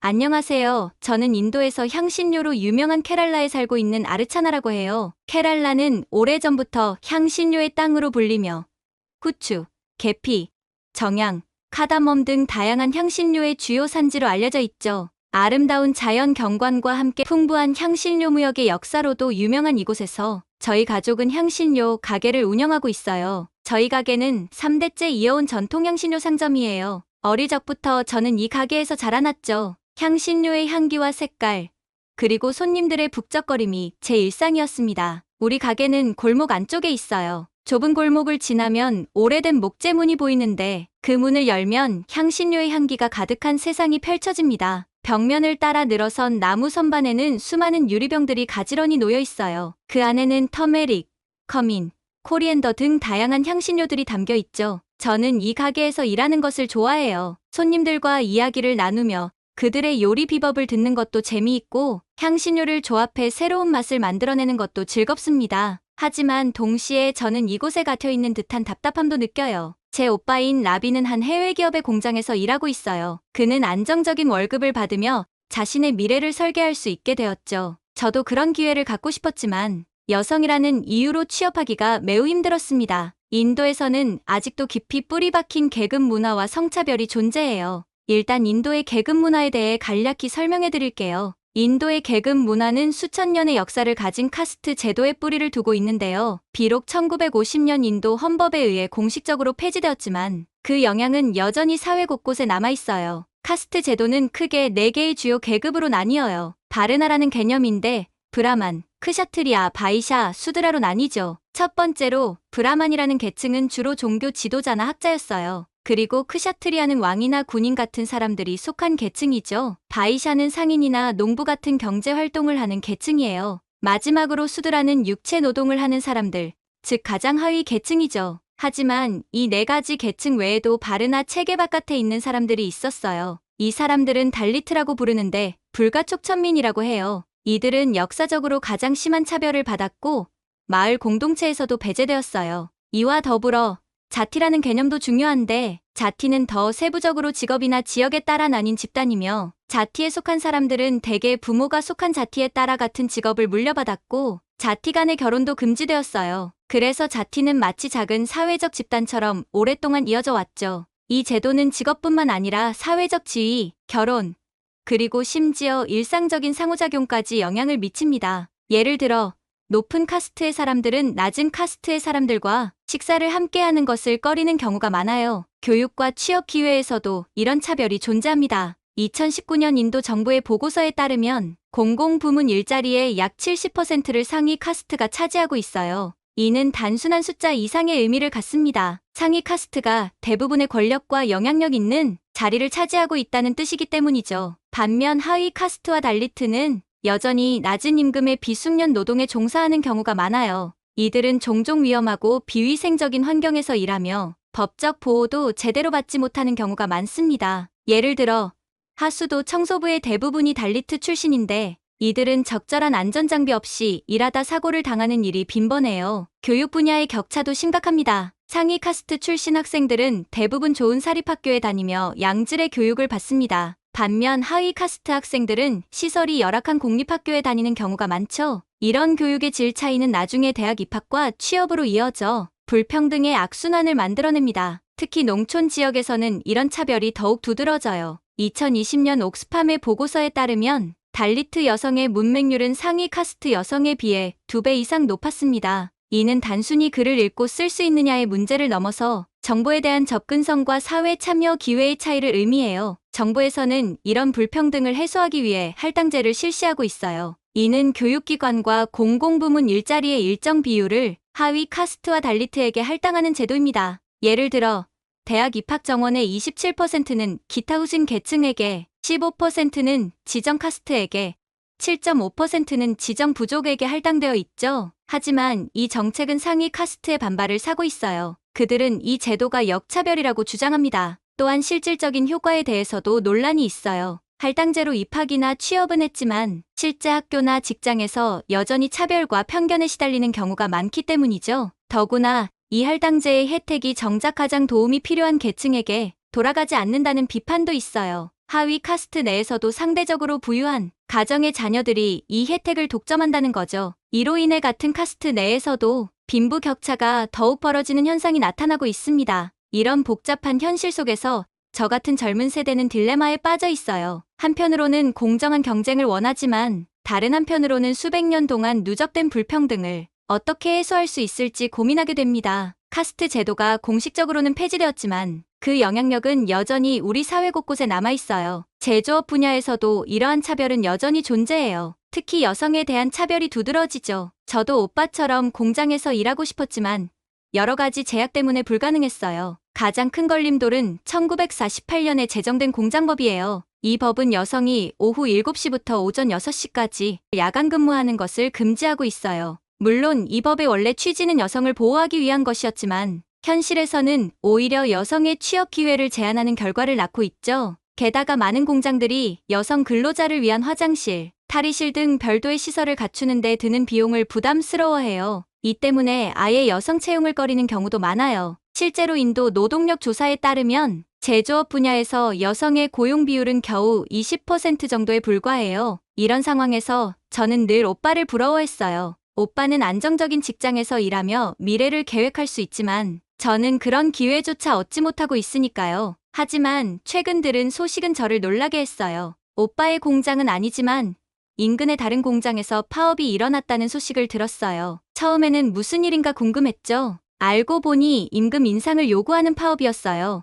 이 소식을 듣고 정말 황당했어요. 일하고 싶어도 못하는 사람들이 있는데 이미 좋은 조건에서 일하는 사람들이 더 많은 것을 요구한다니 말이에요. 더 놀라운 것은 그들이 받는 임금이 이미 인도의 제조업 평균 임금보다 훨씬 높다는 거예요. 그런데도 그들은 현재 임금의 50% 인상, 향후 3년간 약 3배에 해당하는 단계적인 급여 인상을 요구하고 있어요. 이렇게 되면 그들의 임금은 일반 제조업 노동자의 거의 4배가 돼요. 저는 이런 요구가 너무 과도하다고 생각해요. 물론 노동자의 권리와 더 나은 삶을 위한 노력은 이해해요. 하지만 이미 평균 이상의 임금을 받고 있으면서 이렇게 큰 폭의 인상을 요구하는 것은 좀 지나친 것 같아요. 더군다나 이런 무리한 요구가 가져올 수 있는 부정적인 결과도 걱정돼요. 만약 기업들이 이런 높은 인건비를 감당하지 못하면 어떻게 될까요? 최악의 경우 해외 기업들이 인도에서 공장을 철수하고 다른 나라로 옮길 수도 있어요. 실제로 몇몇 기업들은 이미 베트남이나 방글라데시 같은 나라로 생산기지를 옮기고 있다고 해요. 이런 일이 벌어진다면 그 피해는 고스란히 우리 노동자들에게 돌아갈 거예요. 일자리를 잃은 노동자들은 어디로 갈 건가요? 새로운 일자리를 찾기도 쉽지 않을 텐데 말이에요. 게다가 외국 기업들이 떠나면 우리나라의 경제 발전에도 큰 타격을 줄 거예요. 이런 생각을 하다 보면 우리나라의 노동 문화에 대해 안타까운 마음이 들어요. 왜 우리는 항상 극단적인 방법을 택하는 걸까요? 대화와 타협을 통해 서로가 윈윈할 수 있는 방법을 찾아야 하는 것 아닐까요? 이런 상황을 보면서 저는 정부가 더 적극적으로 나서야 한다고 생각해요. 하지만 지금 정부는 무엇을 하고 있는지 모르겠어요. 노사 갈등을 중재하고 합리적인 해결책을 제시해야 할 정부가 침묵하고 있는 것 같아 답답합니다. 정부는 노동자들의 권리도 보호하면서 동시에 기업들이 인도에서 계속 사업을 할 수 있는 환경을 만들어야 해요. 하지만 지금처럼 극단적인 임금 인상 요구를 그대로 두면 많은 기업들이 인도를 떠날 수도 있다는 게 제일 큰 걱정이에요. 이런 상황을 막기 위해 정부는 노사 간의 대화를 촉진하고 합리적인 임금 인상 가이드라인을 제시해야 한다고 봐요. 동시에 기업들이 인도에 계속 투자할 수 있도록 세제 혜택이나 인프라 지원 같은 정책도 필요할 것 같아요. 또한 여성들의 취업 기회를 제한하는 법규들도 개선해야 해요. 예를 들어 여성의 야간 근무를 허용하되 안전장치를 강화하는 방안을 고려해 볼 수 있을 거예요. 이렇게 하면 저 같은 여성들도 더 많은 취업 기회를 가질 수 있을 거예요. 결국 노동자와 기업, 그리고 정부가 서로 이해하고 타협하는 문화를 만들어가는 게 중요해요. 그래야만 우리나라가 지속적으로 발전할 수 있고 모든 사람들에게 공정한 기회가 주어질 수 있을 거예요. 하지만 이런 생각을 하면서도 저는 같은 인도인으로서 부끄러움을 느껴요. 우리 모두가 너무 개인의 이익만을 추구하고 있는 건 아닐까요? 저도 더 나은 직장, 더 높은 임금을 원하지만 우리나라 전체의 발전을 저해한다면 그건 정말 이기적인 행동이겠죠? 우리나라의 역사를 돌아보면 우리는 항상 함께 힘을 모아 어려움을 극복해왔어요. 독립운동 때도 그랬고 경제 발전을 이루는 과정에서도 그랬죠. 하지만 지금은 그런 단합된 모습을 찾아보기 힘들어요. 대신 각자 도생의 모습이 더 많이 보이는 것 같아 부끄러울 뿐입니다. 파업에 참여한 노동자들도 이 상황을 방관하고 있는 정부도 모두 자신의 이익만을 생각하고 있는 것 같아 안타까워요. 우리 모두가 조금씩 양보하고 타협한다면 더 나은 해결책을 찾을 수 있지 않을까요? 저 역시 제 욕심만 차리려 했던 적이 있어요. 오빠처럼 좋은 직장에 들어가 돈을 많이 벌고 싶었죠. 하지만 이제는 그런 생각이 부끄러워요. 우리 모두가 잘 살 수 있는 방법을 찾는 게 더 중요하다는 걸 깨달았거든요. 앞으로는 제가 할 수 있는 일부터 시작해보려고 해요. 우리 가게에서 일하면서 지역사회에 도움이 되는 일을 찾아볼 생각이에요. 우리 가게의 이익 일부를 지역의 교육 사업에 기부하려고 해요. 그렇게 하면 더 많은 사람들이 교육을 받고 더 나은 직업을 가질 수 있을 거예요. 또한 여성들의 권리 향상을 위한 활동에도 참여하고 싶어요. 제가 겪은 어려움을 다른 여성들은 겪지 않았으면 좋겠거든요. 지역 여성 단체에 가입해서 여성의 취업 기회 확대를 위한 캠페인을 펼쳐보려고 해요. 이런 작은 노력들이 모여 언젠가는 우리 사회를 변화시킬 수 있을 거라고 믿어요. 우리 모두가 조금씩 양보하고 협력한다면 노동자도, 기업도, 그리고 우리나라 전체가 함께 발전할 수 있을 거예요. 지금 당장은 힘들고 갈등이 있겠지만 이런 변화들이 일어난다면 장기적으로는 우리 모두에게 도움이 될 거라고 믿어요. 저는 이런 희망을 갖고 오늘도 열심히 살아가고 있어요. 제 모국, 인도에 대해 좋은 이야기를 들려드려야 하는데 오늘은 제 푸념만 한 것 같아 아쉽네요. 다음번엔 좋은 이야기로 다시 전해드릴 수 있었으면 좋겠습니다. 오늘 사연은 여기까지입니다. 인도 삼성전자 공장의 노사 갈등을 바라보는 인도 여성의 사연 어떠셨나요? 처음에는 단순한 임금 인상 요구로 보였지만 그 이면에 인도 사회의 복잡한 구조적 문제와 글로벌 기업의 현지화 전략이 얽혀 있다는 점이 인상적이었습니다. 이번 사태를 통해 한국 기업들의 해외 진출 시 직면하는 도전과 그들의 대응 방식을 엿볼 수 있었습니다. 특히 삼성전자와 현대자동차와 같은 한국 기업들이 인도에서 겪는 노사 문제는 우리에게 많은 시사점을 줍니다. 한국 기업들의 글로벌 경쟁력과 함께 해외 현지에서의 노사관계 관리 능력이 얼마나 중요한지 다시 한번 확인할 수 있었습니다. 이는 앞으로 한국 기업들이 세계 시장에서 더욱 발전하기 위해 반드시 갖춰야 할 역량일 것입니다. 여러분은 인도에서 일어나고 있는 이러한 노사 갈등에 대해 어떻게 생각하시나요? 한국 기업들이 해외에서 겪는 이런 문제들을 어떻게 해결해 나가면 좋을지 여러분의 의견을 댓글로 남겨주세요. 여러분의 생각이 궁금합니다. 감동 뭉클에서는 여러분의 소중한 마음을 모아 사연 주인공들에게 전해드리고 있습니다. 여러분 주변에 감동적이거나 재미있는 실제 사연들을 제보받고 있으니 언제든 저희 공식 메일로 제보해주세요. 여러분이 보내주신 사연이 다음 영상의 주인공이 될 수 있습니다. 오늘 들려드린 사연이 마음에 드셨다면 구독과 좋아요 눌러주시고 주변 분들과도 공유해주세요. 여러분의 작은 관심과 응원이 더욱 좋은 콘텐츠를 만드는데 큰 힘이 됩니다. 이상 감동 뭉클이었습니다. 끝까지 시청해주셔서 감사합니다. 다음에 더 감동적인 사연으로 찾아뵙겠습니다. 정말 한국 문학이 노벨상을 탔다고? 문학계에 충격적인 소식이 전해졌습니다. 한국의 소설가 한강이 노벨 문학상을 수상한 것인데요. K-팝과 한국 드라마에 이어 이제는 한국 문학의 시대가 도래한 걸까요? 전 세계 서점에서는 한강의 작품을 찾는 독자들로 북새통을 이루고 있습니다. 하루 만에 30만 부가 팔려나갔다는 소식도 들려오고 있는데요.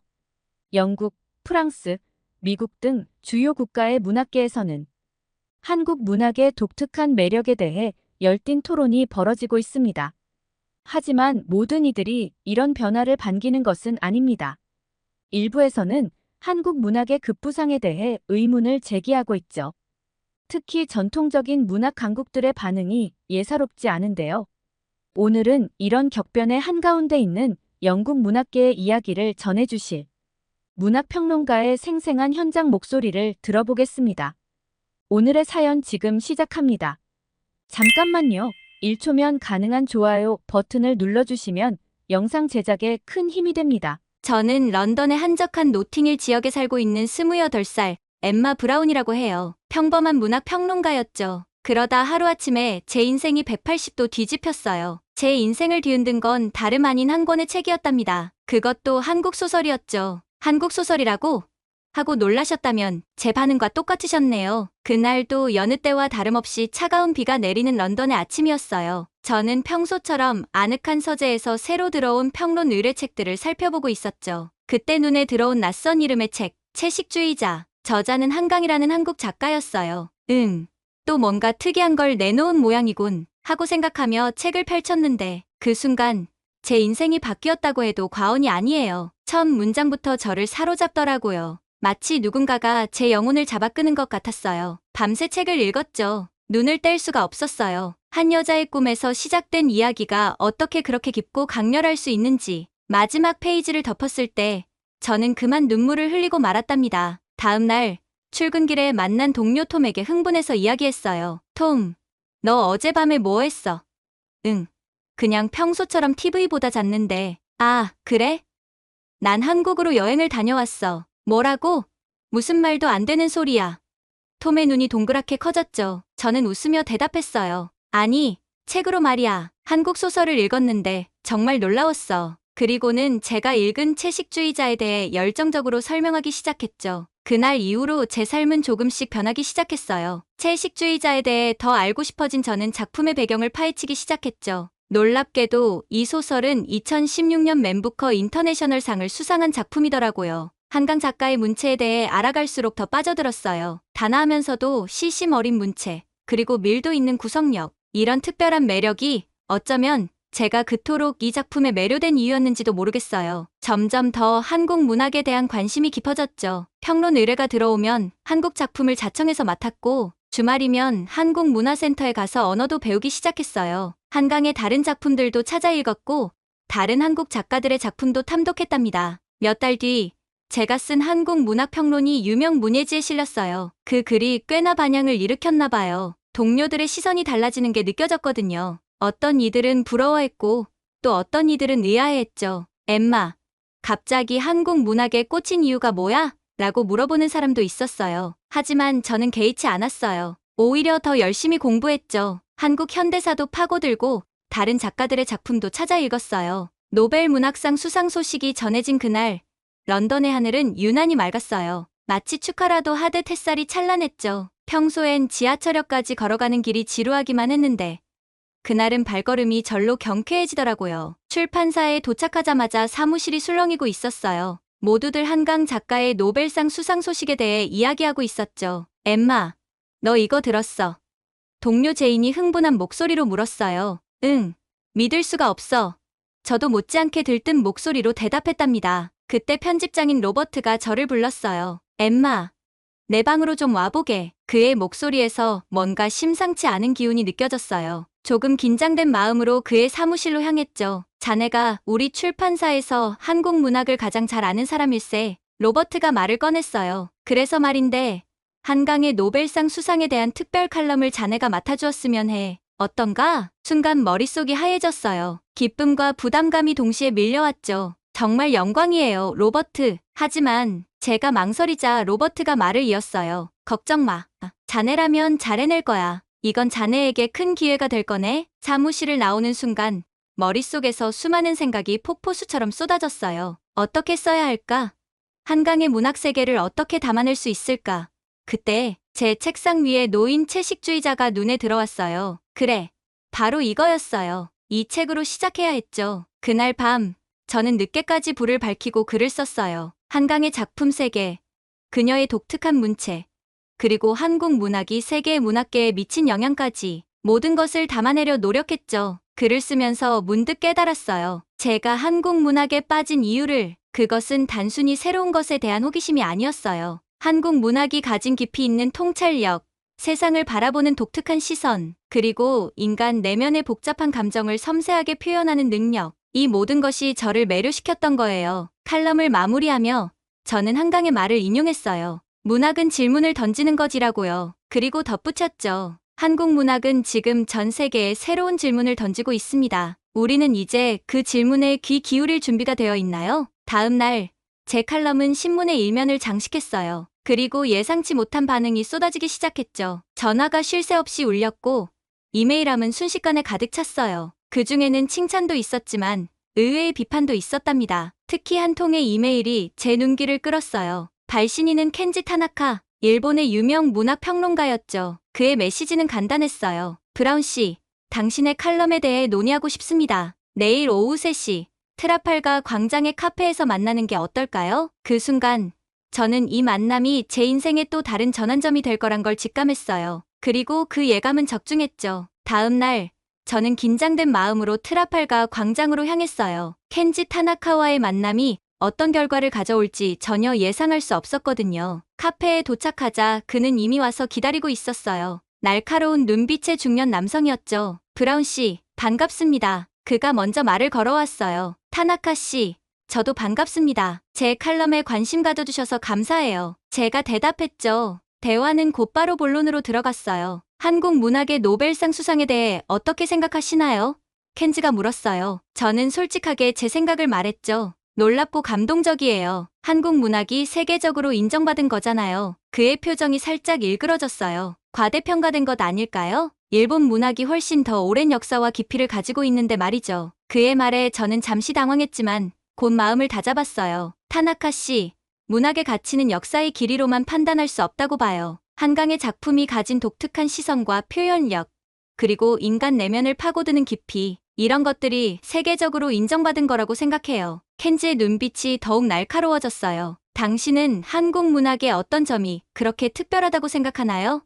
그가 따지듯 물었죠. 저는 깊게 숨을 들이쉬고 대답했어요. 한강의 작품을 보면 개인의 아픔을 통해 역사의 상처를 보여줘요. 채식주의자에서는 한 여성의 극단적 선택을 통해 사회의 폭력성을 드러내고, 소년이 온다에서는 광주 민주화 운동의 비극을 개인의 시선으로 풀어내죠. 이런 방식으로 큰 역사를 개인의 이야기로 풀어내는 능력이 독특하고 강력하다고 봐요. 켄지는 잠시 침묵했어요. 그러다 천천히 입을 열었죠. 흥미로운 관점이군요. 하지만 여전히 저는 동의하기 어려워요. 일본 문학이 세계에 미친 영향을 생각하면 우리의 대화는 꽤 오랫동안 계속되었어요. 때로는 열정적으로, 때로는 날카롭게 의견을 주고받았죠. 하지만 끝내 서로의 입장차를 좁히지는 못했어요. 카페를 나설 때 켄지가 말했어요. 브라운 씨, 당신과의 대화는 흥미로웠어요. 하지만 이 논쟁은 여기서 끝나지 않을 겁니다. 그의 말투에서 은근한 도전이 느껴졌어요. 집으로 돌아오는 길, 저는 깊은 생각에 잠겼어요. 켄지와의 대화는 제게 큰 충격이었죠. 문학을 바라보는 시각이 이렇게나 다를 수 있다니. 그리고 한국 문학의 세계적 인정이 모두에게 환영받는 건 아니라는 사실도 깨달았고요. 그날 밤, 저는 결심했어요. 한국 문학의 가치를 더 깊이 연구하고 그 독특한 매력을 세계에 알리는데 제 역할을 다하기로요. 켄지와의 만남은 끝이 아닌 새로운 시작이었던 거죠. 다음 날 아침, 제 책상 위에는 예상치 못한 초대장 한 장이 놓여 있었어요. 아시아 문학의 세계화를 주제로 한 국제 심포지엄 초청장이었죠. 그리고 그 자리에 켄지도 참석한다는 사실을 알게 되었어요. 국제 심포지엄 날, 아침부터 가슴이 두근거렸어요. 아시아 문학의 세계화라는 주제로 열리는 행사였거든요. 런던 시내의 큰 컨퍼런스 센터로 향하는 지하철 안에서 발표 자료를 다시 한번 훑어봤어요. 머릿속은 온통 발표 내용으로 가득했답니다. 행사장에 도착하니 세계 각국에서 온 문학 전문가들로 북적거리더라고요. 등록을 마치고 행사장으로 들어서는데 멀리서 켄지의 모습이 보였어요. 그는 몇몇 일본 문학자들과 이야기를 나누고 있었죠. 우리 눈이 마주쳤지만 그는 고개를 살짝 끄덕이는 것으로 인사를 대신했어요. 첫 번째 세션, 아시아 문학의 현주소가 시작됐어요. 중국, 일본, 인도 등 쟁쟁한 문학 강국들의 현황과 세계화 전략을 들으며 한국 문학의 위치에 대해 곰곰이 생각해봤어요. 제가 맡은 한국 문학이 이제야 세계 무대에 진출하기 시작했다는 생각에 조금 위축되기도 했지만 한편으로는 그만큼 성장 가능성이 크다는 생각에 가슴이 뭉클해지더라고요. 점심시간에 뷔페에서 음식을 담으며 우연히 켄지와 마주쳤어요. 브라운 씨, 오늘 발표 준비는 잘 되셨나요? 그가 먼저 말을 걸어왔어요. 네, 열심히 준비했어요. 타나카 씨의 발표도 기대되네요. 제가 대답했죠. 켄지는 미소를 지으며 기대에 부응할 수 있길 바랍니다라고 말했어요. 그의 눈빛에서 은근한 도전 의식이 느껴졌답니다. 오후 세션 노벨 문학상과 아시아 문학이 시작되고 드디어 제 발표 차례가 왔어요. 처음엔 다리가 후들거렸지만 단상에 올라 청중들의 얼굴을 마주하니 이상하게 마음이 차분해지더라고요. 깊게 숨을 들이쉬고 발표를 시작했어요. 한강의 노벨 문학상 수상은 단순히 한 작가의 성취를 넘어 아시아 문학 전체의 승리입니다. 제 발표의 시작이었어요. 그의 작품은 개인의 아픔을 통해 역사의 상처를 보여주고 인간 내면의 복잡한 감정을 섬세하게 표현합니다. 이는 아시아 문학이 가진 깊이와 다양성을 세계에 알리는 계기가 되었습니다. 이어서 한강의 대표작 채식주의자와 소년이 온다를 예로 들며 한국 문학이 어떻게 보편적 인간성과 특수한 역사적 경험을 결합시키는지 설명했어요. 또한 한국 문학의 번역과 해외 출판 현황,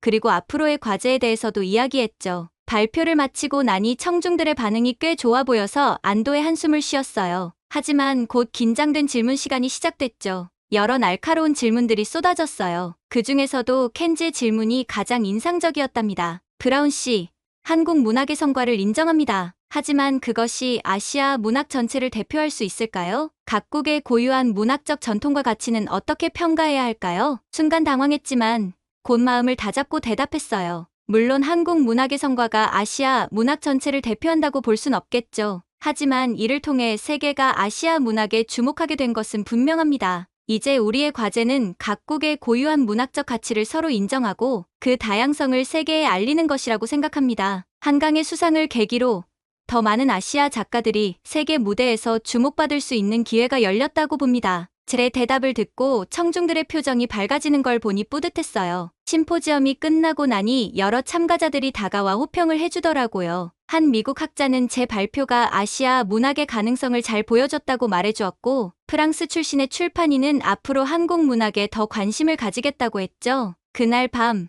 호텔 방에 돌아와 침대에 누웠을 때 이상한 기분이 들었어요. 한국 문학에 대한 제 열정이 더욱 강해진 것 같았거든요. 동시에 큰 책임감도 느껴졌답니다. 이제 제가 한국 문학을 세계에 알리는 작은 다리 역할을 하고 있다는 생각이 들었거든요. 다음 날 아침, 호텔 로비에서 우연히 켄지를 다시 만났어요. 그는 어제와는 다른 표정으로 제게 다가왔죠. 브라운 씨, 어제 발표 정말 인상적이었습니다. 한국 문학에 대해 새로운 시각을 갖게 되었어요. 그의 말에 저는 깜짝 놀랐어요. 켄지는 이어서 말했어요. 사실 저는 한국 문학의 급속한 성장이 일본 문학의 위상을 위협한다고 생각했습니다. 하지만 이제 보니 우리가 서로 경쟁하는 게 아니라 함께 성장할 수 있는 기회인 것 같아요. 앞으로 한일 문학 교류에 대해 이야기를 나눠보고 싶습니다. 그의 제안에 기쁘게 동의했어요. 우리는 그 자리에서 한일 문학 교류 프로젝트에 대한 아이디어를 나누기 시작했답니다. 서로의 문학을 번역하고 소개하는 행사, 양국 작가들의 합동 낭독회,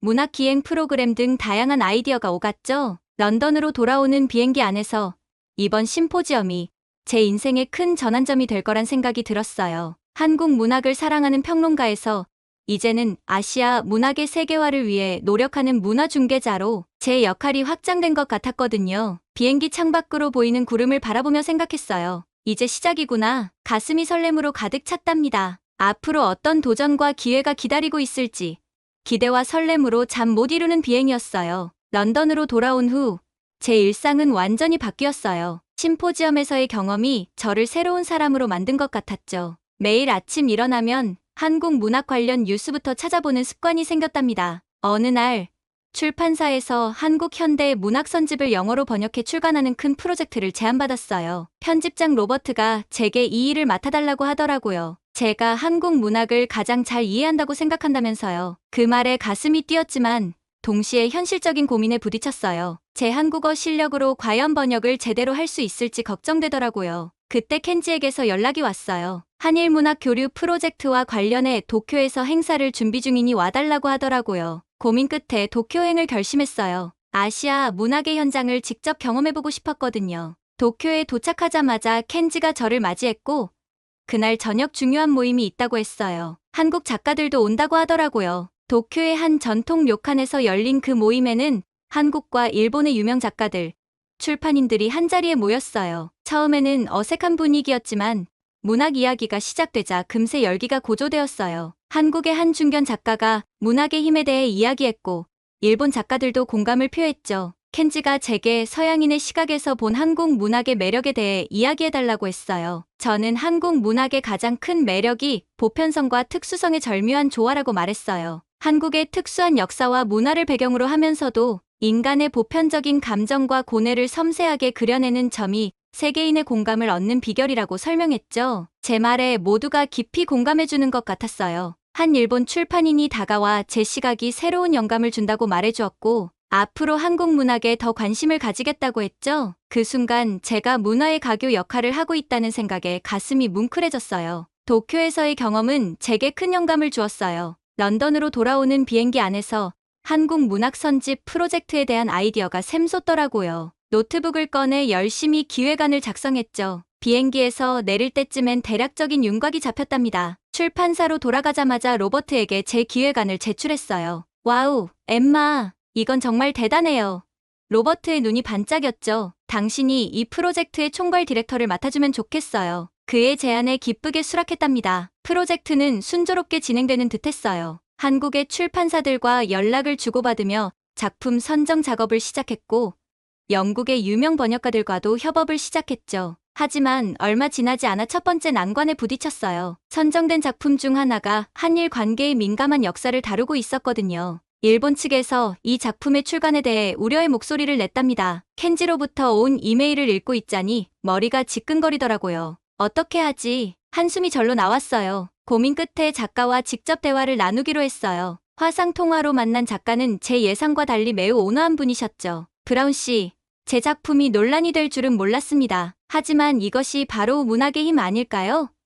불편한 진실을 마주하게 하는 작가의 말씀을 들으며 문득 깨달음을 얻었어요. 이 프로젝트의 목적은 단순히 한국 문학을 소개하는 것이 아니라 문학을 통해 서로를 이해하고 소통하는 것이었죠. 용기를 내어 켄지에게 다시 연락했어요. 작가의 의도와 작품의 가치를 설명하고 이 기회를 통해 양국의 독자들이 서로를 더 이해할 수 있지 않을까 제안했죠. 다행히 켄지도 제 의견에 동의해 주었어요. 오히려 이 작품을 중심으로 한일 양국 독자들의 대화의 장을 마련하자고 제안하더라고요. 프로젝트는 다시 활기를 띠기 시작했어요. 작품 선정, 번역, 편집 작업이 동시에 진행되었죠. 밤낮 없이 일했지만 힘들다기보다는 설레는 마음이 더 컸어요. 매일 새로운 한국 문학 작품을 만나는 일은 마치 보물찾기 같았거든요. 그러던 어느 날 로버트가 저를 불렀어요. 엠마, 큰 소식이 있어요. 우리 프로젝트가 영국 문화원의 지원을 받게 되었어요. 놀라움과 기쁨의 말을 잇지 못했죠. 영국 문화원의 지원은 이 프로젝트가 단순한 출판을 넘어 문화교류의 차원으로 확장될 수 있다는 의미였으니까요. 문화원의 지원으로 우리는 더 큰 그림을 그릴 수 있게 되었어요. 한국 작가들을 영국으로 초청해 낭독회를 여는 계획도 세웠고 영국 대학들과 협력해 한국 문학 특강 시리즈도 기획했죠. 심지어 BBC에서 다큐멘터리 제작을 제안해왔다는 소식도 들렸어요. 하지만 기쁨도 잠시 예상치 못한 문제가 또 발생했어요. 한 유명 영국 작가가 우리 프로젝트를 비판하고 나선 거예요. 왜 하필 한국 문학인가? 다른 아시아 국가들은 어떻고? 이는 문학의 다양성을 해치는 행위다. 그의 기고문이 주요 일간지에 실리면서 논란이 커졌죠. 순간 멍해졌어요. 지금까지 열심히 해온 일들이 부정당하는 것 같아 마음이 아팠거든요. 하지만 이내 마음을 다잡았답니다. 이것 역시 극복해야 할 과제라고 생각했어요. 고심 끝에 저도 같은 신문에 반론 기고문을 보냈어요. 한국 문학 소개가 다른 문학을 배제하는 것이 아니라 오히려 다양성을 증진시키는 계기가 될 수 있다고 주장했죠. 또한 이 프로젝트가 앞으로 다른 아시아 문학을 소개하는 시리즈의 시작점이 될 수 있다는 비전도 제시했어요. 제 기고문이 나간 후 의외로 많은 지지 반응을 받았어요. 다른 작가들과 평론가들이 저의 입장을 옹호해 주었고 독자들도 SNS를 통해 응원의 메시지를 보내주었죠. 심지어 처음에 비판했던 그 작가까지 저에게 사과 이메일을 보내왔어요. 당신의 열정과 비전에 감동받았습니다. 앞으로의 프로젝트를 응원하겠습니다. 이 사건을 계기로 오히려 우리 프로젝트에 대한 관심이 높아졌어요. 언론의 주목도 받게 되었고 출판 전부터 많은 사람들이 기대를 표현해 주었죠. 마침내 한국 현대 문학 선집이 출간되는 날 런던 시내 서점에서 출간 기념회를 열었어요. 긴장되면서도 설레는 마음으로 행사장에 도착했는데 놀랍게도 서점 앞에 긴 줄이 늘어서 있더라고요. 독자들이 책을 사기 위해 기다리고 있었던 거예요. 그날 밤 집으로 돌아와 소파에 몸을 묻고 천장을 바라보며 생각했어요. 내가 정말 이 일을 해냈나? 그때 핸드폰에 알림이 왔어요. 로버트에게서 온 메시지였죠. 엠마, 오늘 출간 행사 정말 대단했어요. 당신이 해낸 일에 대해 자부심을 가져도 좋습니다. 이건 우리 출판사의 새로운 이정표가 될 거예요. 그 말에 눈시울이 붉어졌어요. 이제야 실감이 났죠. 제가 정말 의미 있는 일을 해냈다는 것을, 한국 문학과 세계를 이어주는 다리를 하나 놓은 거라고 생각하니 가슴이 벅차올랐어요. 앞으로 더 많은 도전과 기회가 기다리고 있겠지만 더 이상 두렵지 않았어요. 한국 문학의 아름다움을 세계에 알리는 이 일이 저희 천직임을 확신하게 되었거든요. 잠들기 전 내일의 계획을 세우며 생각했어요. 다음은 어떤 한국 작가를 소개할까? 어떤 작품이 영국 독자들의 마음을 울릴 수 있을까? 설렘 가득한 마음으로 새로운 꿈을 꾸며 잠이 들었죠. 한국 현대 문학 선집 출간 이후 제 일상은 크게 바뀌었어요. 책이 예상 외로 좋은 반응을 얻으면서 한국 문학에 대한 관심이 높아졌죠. 이를 계기로 세계 문학의 다양성, 한국 문학의 부상과 그 의미라는 칼럼을 쓰게 되었어요. 칼럼에서는 한국 문학의 최근 성과를 중심으로 세계 문학계의 변화하는 흐름을 분석했어요. 한국 문학이 세계적으로 주목받기 시작했다는 점을 강조했죠. 칼럼이 발표된 후 문학계에서 적지 않은 관심을 받았어요. 몇몇 문예지에서 후속 기사를 요청해왔고 소규모 라디오 프로그램에 출연하기도 했죠. 런던의 몇몇 서점에서는 한국 문학 코너를 조금씩 넓히기 시작했어요. 번역된 한국 소설들의 판매량이 조금씩 증가하고 있다는 소식도 들려왔죠. 이런 변화들을 겪으며 문학평론가로서 제 입지도 조금씩 다져갔어요. 소규모 대학 세미나나 지역 도서관의 문학 행사에서 강연을 할 기회를 얻었죠. 주로 현대 세계 문학의 동향과 그 안에서 한국 문학의 위치에 대해 이야기했어요. 한 번은 지역 도서관에서 열린 독서 모임에서 이야기할 기회가 있었는데 참석자들의 관심이 꽤 뜨거웠어요. 한국 문학이 최근 주목받는 이유가 뭘까요? 라는 질문을 받았을 때 이렇게 대답했죠. 한국 문학은 독특한 역사와 문화를 배경으로 하면서도 보편적인 인간의 감정을 섬세하게 그려내요. 이 특별한 조화가 세계 독자들의 관심을 끌고 있는 것 같아요. 강연을 마치고 나오는데 한 참석자가 다가와 말씀하셨어요. 오늘 이야기 덕분에 한국 문학에 대해 새롭게 생각하게 되었어요. 다음에는 어떤 한국 소설을 읽어볼까 기대돼요. 그날 밤 집으로 돌아오는 길에 생각에 잠겼어요. 제가 시작한 작은 관심이 조금씩 변화를 만들어가고 있다는 게 신기했죠. 집에 도착해서 노트북을 펴고 새로운 글의 개요를 짜기 시작했어요. 세계 문학의 새로운 흐름, 한국 문학의 현재와 미래라는 제목으로요. 이렇게 제 이야기는 끝이 아닌 새로운 시작을 향해 나아가고 있어요. 앞으로 한국 문학이 어떤 새로운 모습을 보여줄지, 어떤 작가가 또 세계 독자들의 마음을 울릴지 정말 기대돼요. 오늘은 한국 문학의 세계적 성공과 그 중심에 선 영국 문학 평론가의 이야기를 들어보았습니다. 한국 드라마와 한식 그리고 K-팝이 세계를 사로잡은 데 이어 이제 한국 문학까지 세계 문학계의 정상에 올랐습니다. 한강 작가의 노벨 문학상 수상은 한국 문학의 위상을 높이고 한국 문학의 다양성과 깊이를 다시 한번 입증했습니다. 한국의 특수한 역사와 문화를 바탕으로 하면서도 인간 본연의 감정을 섬세하게 그려내는 한국 작가의 작품이 세계인의 마음을 어떻게 사로잡았는지 생생히 느낄 수 있었습니다. 우리의 이야기, 우리의 감성이 국경을 넘어 전 세계인의 마음을 울리고 있다는 사실이 정말 자랑스럽습니다. 앞으로도 한국 문학이 세계 문학사의 새로운 장을 열어갈 것이라 기대해 봅니다. 감동 뭉클에서는 여러분의 소중한 마음을 모아 사연 주인공들에게 전해드리고 있습니다. 여러분 주변에 감동적이거나 재미있는 실제 사연들을 제보받고 있으니 언제든 저희 공식 메일로 제보해주세요. 여러분이 보내주신 사연이 다음 영상의 주인공이 될 수 있습니다. 오늘 들려드린 사연이 마음에 드셨다면 구독과 좋아요 눌러주시고 주변 분들과도 공유해주세요. 여러분의 작은 관심과 응원이 더욱 좋은 콘텐츠를 만드는데 큰 힘이 됩니다. 이상 감동 뭉클이었습니다. 끝까지 시청해주셔서 감사합니다. 다음에 더 감동적인 사연으로 찾아뵙겠습니다.